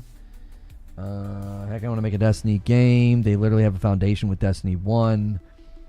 Yeah, I mean, Astacross argued in his video that he thinks they should do a Destiny Classic. He'd love to help them work on a Destiny Classic. He thinks there'd be strong response to Destiny Classic. I just don't know. I wonder if the time, the energy, and the money spent on a Destiny Classic, would it be a lot of wasted effort? You know, would like a month or so in, would the nostalgia fade and would the player base fade, and would it not be worth the money? You know, that would fundamentally be the question. And I think that would be the dilemma. Anything they do right now that isn't built with sort of like a long tail plan, if they can't do that, then it's probably not worth the effort. And so I could get behind a Destiny Classic. I could get behind Destiny Classic if it's structured in a way to usher in a new era in Destiny 3. If not, I really do think it would just eventually fizzle very fast. The third space is why Gran Turismo is still thriving. Groups of people are basically hanging out and showing off aesthetic or performance builds outside of the actual racing. Bungie are offering nothing outside of the actual gameplay. Hey, my man Jack jumping back in with the Prime. We are 20 members away from me owing you guys a member. Twitch, I currently only owe you guys one. I was kind of waiting to see if anybody would go crazy and I would do a 5-bomb. Yeah, we hit 500. And now if you guys get it to the next goal, Madam doesn't just have to stream with me tomorrow night. She will also have to play Destiny 1. So you guys can obviously work on that. If you don't hit stretch goal in the next 17 minutes, which you probably won't unless people absolutely lose their minds, if you don't hit it, you'll have the first hour of tomorrow night's stream to try to hit it. You'll have that first hour. So... Twitch W, I believe. Hilly believes that Twitch can have the W. You are over 200 subs behind, so I'm not sure if any of the big dogs are going to show up today, Hilly, to do that. I agree with that. I'd play it as a ramp up to the eventual delivery of D3. I just think the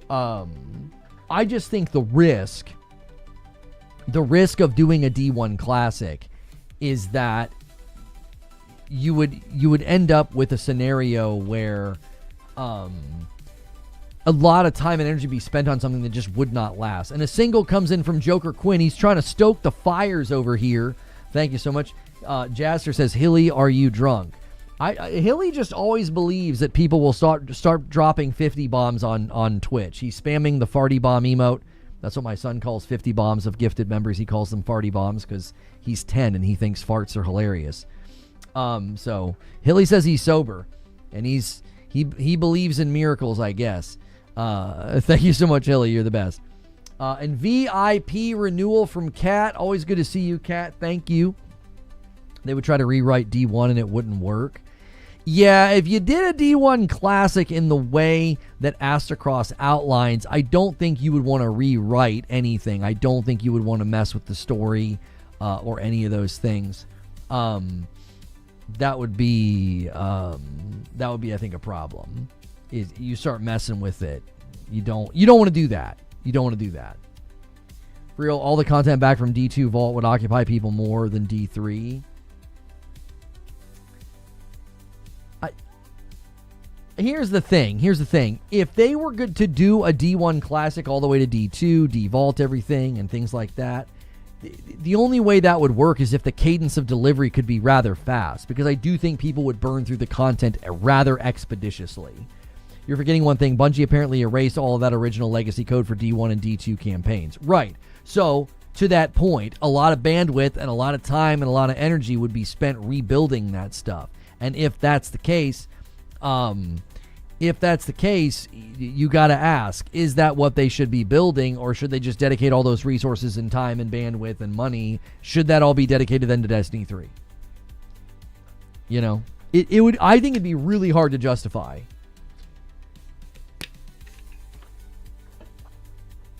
I think it would be extremely hard to justify doing a D1 Classic if they have to do significant amounts of rebuild and rework. It'd be pretty expensive endeavor. Now, if they want to basically start over and just call it Destiny, and that's how they get to Destiny 3, that could work. But again, I would worry that you would burn through the content so unbelievably fast, and people would be so frustrated that, like, you know, it's just a bunch of retread, re this, re that. I don't know.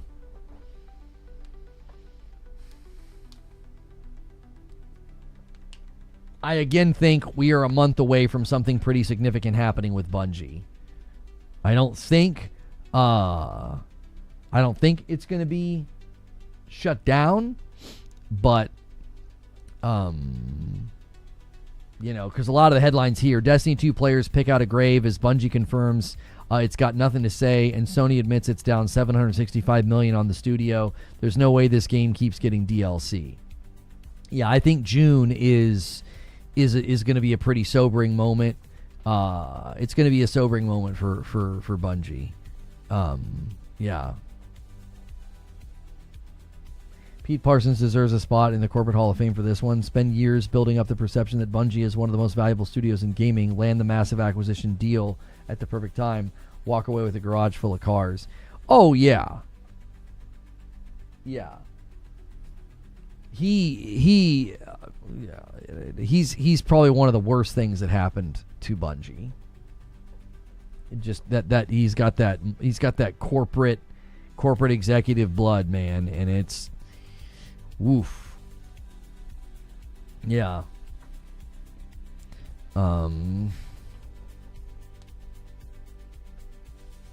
He's a brilliant salesman. Yeah, he is. Yep.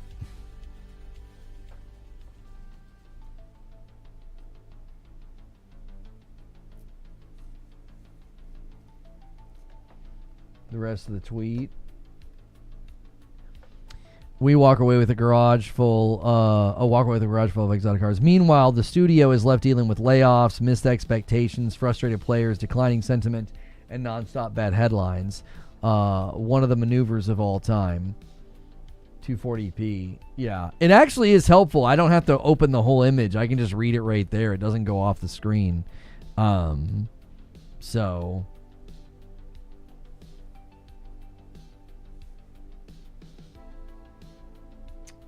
Pete, worst thing to happen to Bungie, but best thing to happen for Pete. Pretty much.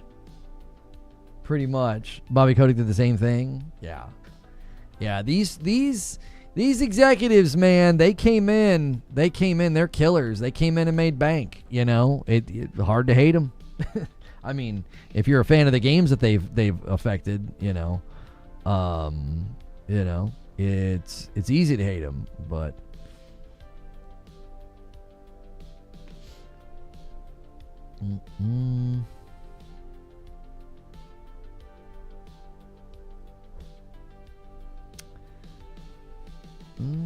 looks like PlayStation also sees AI as a significant aspect of the future. I just think that's worrying. I know agentic AI is like all the rage right now, but I really think they need to be very, very careful. I get it. Everybody's going to be using it. Use it as an enhancer. Do not use it as something that's going to supplant creative process. Don't use it as a crutch. Like, yeah. Hideaki Nishino is saying like they're very confident in the future of AI and how it's going to help them. I don't know. Read on how they plan on using it though. Did they go into specifics? There's a right way and a wrong way. Yeah, I definitely think we've seen companies use it in good ways and bad ways. I don't think AI is the devil. I don't think it's terrifying. AI performance. AI will increase the volume of diversity. Trusted franchises are promising high quality. AI amplifies creative freedom. It lets designers focus on storytelling and less on routine workflows. For like, he's showing it working on like hair movement. It'll help studios realize their creative visions. They got all their studios listed here, emboldened by AI. You will notice that Bungie is now listed as a PlayStation studio. Like they're right up there with Firesprite, Ben, and Asobi. So if AI is running a ray tracing engine, who cares? That's the thing I think they need to consider. Sort of like publicly, I think they need to consider like AI is considered the devil. So you've got to make sure you're very specific when you're going to use it and how you're going to use it. Like, hey, when we say AI, we're talking about enhancing things like ray tracing, path tracing, upscaling. We're not talking about like actually just having AI slop or AI created assets that are disingenuous or inauthentic. So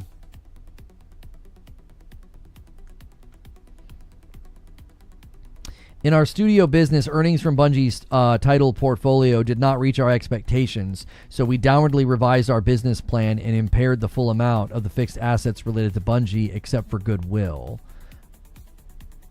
See, this is how you should interpret everything Lin Tao said.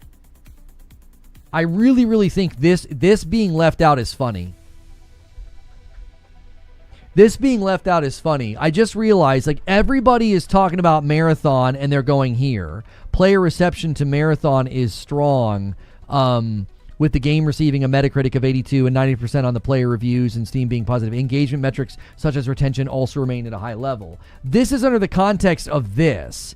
In our studio businesses, earnings from Bungie's title portfolio did not reach our expectations. That is talking about Marathon. That means they're not happy with the performance of Marathon with respect to earnings. So, we downwardly revised our business plan and impaired the full amount of the fixed assets related to Bungie, except for goodwill.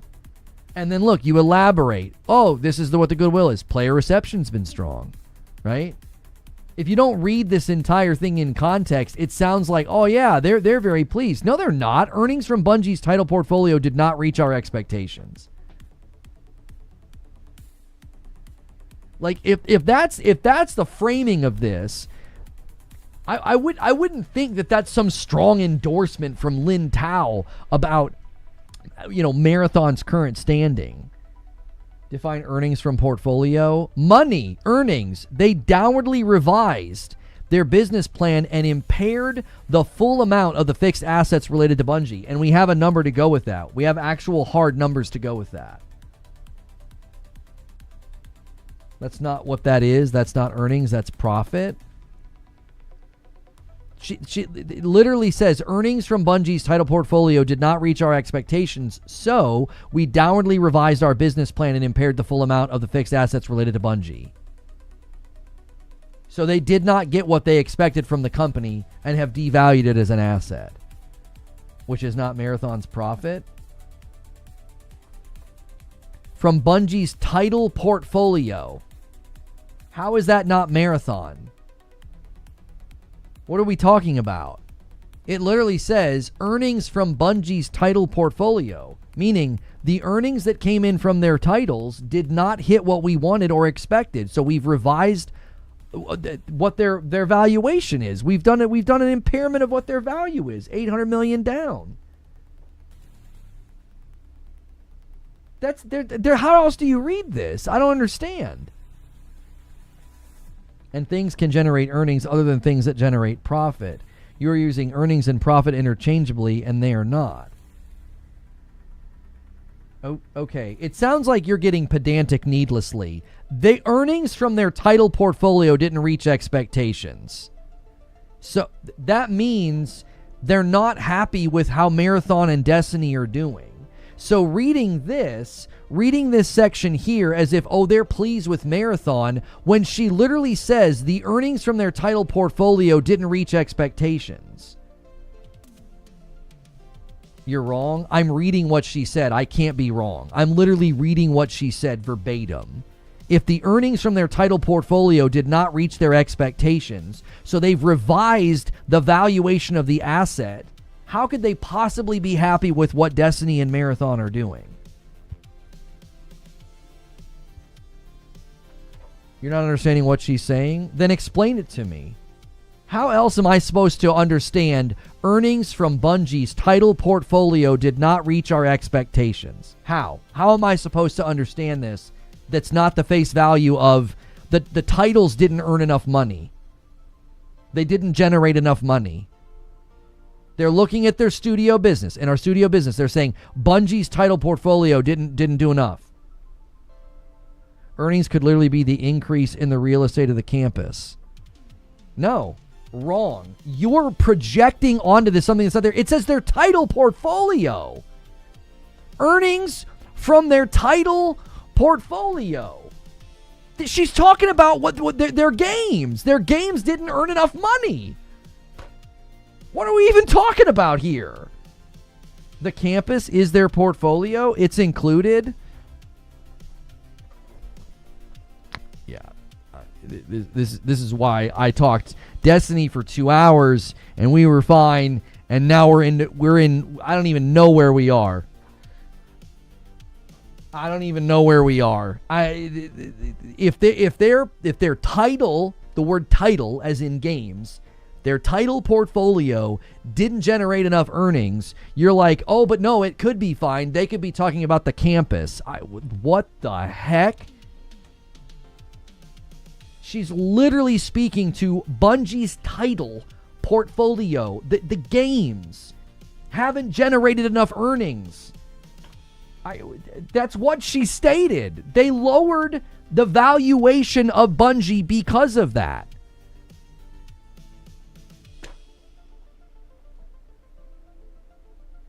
Omar says, you're forcing me to back Paul right now. This is shameful. Yeah, Fuzzy, I don't know, man. I feel like you're out in left field on this one. You're missing 2 canceled IPs. 2 canceled IPs. Okay, so, but when did that happen? No. Wasn't that the last time, Fuzzy? See, I think you're missing the picture. The last time they lowered and took an impairment loss on Bungie, that was when those things had been canceled. All those things that got canceled under Parsons, and he wrote his blog post. The following earnings report, they took on the impairment loss. This is the second time they've taken on an impairment loss, and the only thing they've had going on is Marathon and Destiny. I mean, I guess you could argue the gummy bear offload to LFG. You could say that, but that wasn't a title yet. That you couldn't say their title portfolio didn't earn enough because you wouldn't use that phrase to refer to Gummy Bear. It wasn't a launch title to do any earnings. You're talking about their title portfolio, their portfolio of titles that can generate revenue. There weren't other games to generate revenue. She's talking about Destiny and Marathon. If it has a name and has a title? No, she's talking about their title portfolio. Gummy Bear wasn't in their title portfolio yet. It was a code name. It was an incubation project. Yes, prove it? No, I'm done with you. Your argument from silence is incredibly weak, and we got to go to the round table anyway. You're absolutely grasping. You are absolutely grasping. Their title portfolio is quite literally their games. Bungie has 2 games. They have Marathon and they have Destiny. That's it. This is an absolute grasp, if I've ever seen one, to basically try to make it seem like it might not be referring to Marathon. Like, we've got to calcify Marathon and protect them from anything. I don't know. Okay. All right, Twitch. That's where the round table is on Twitch. Oh, ignore that. How do I delete my own comment? I can't. Well, I bumped the button. Use those. All right, YouTube. Your link is going to be different.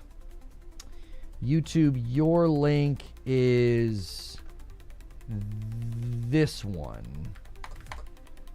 And I'll redirect you guys as well. All right, head over there to the round table. Go hit that like button. Go crazy over there, all right? If I don't see you guys over there at the round table, I will see you in the Discord, and we will see you tomorrow night for the Madam stream, all right?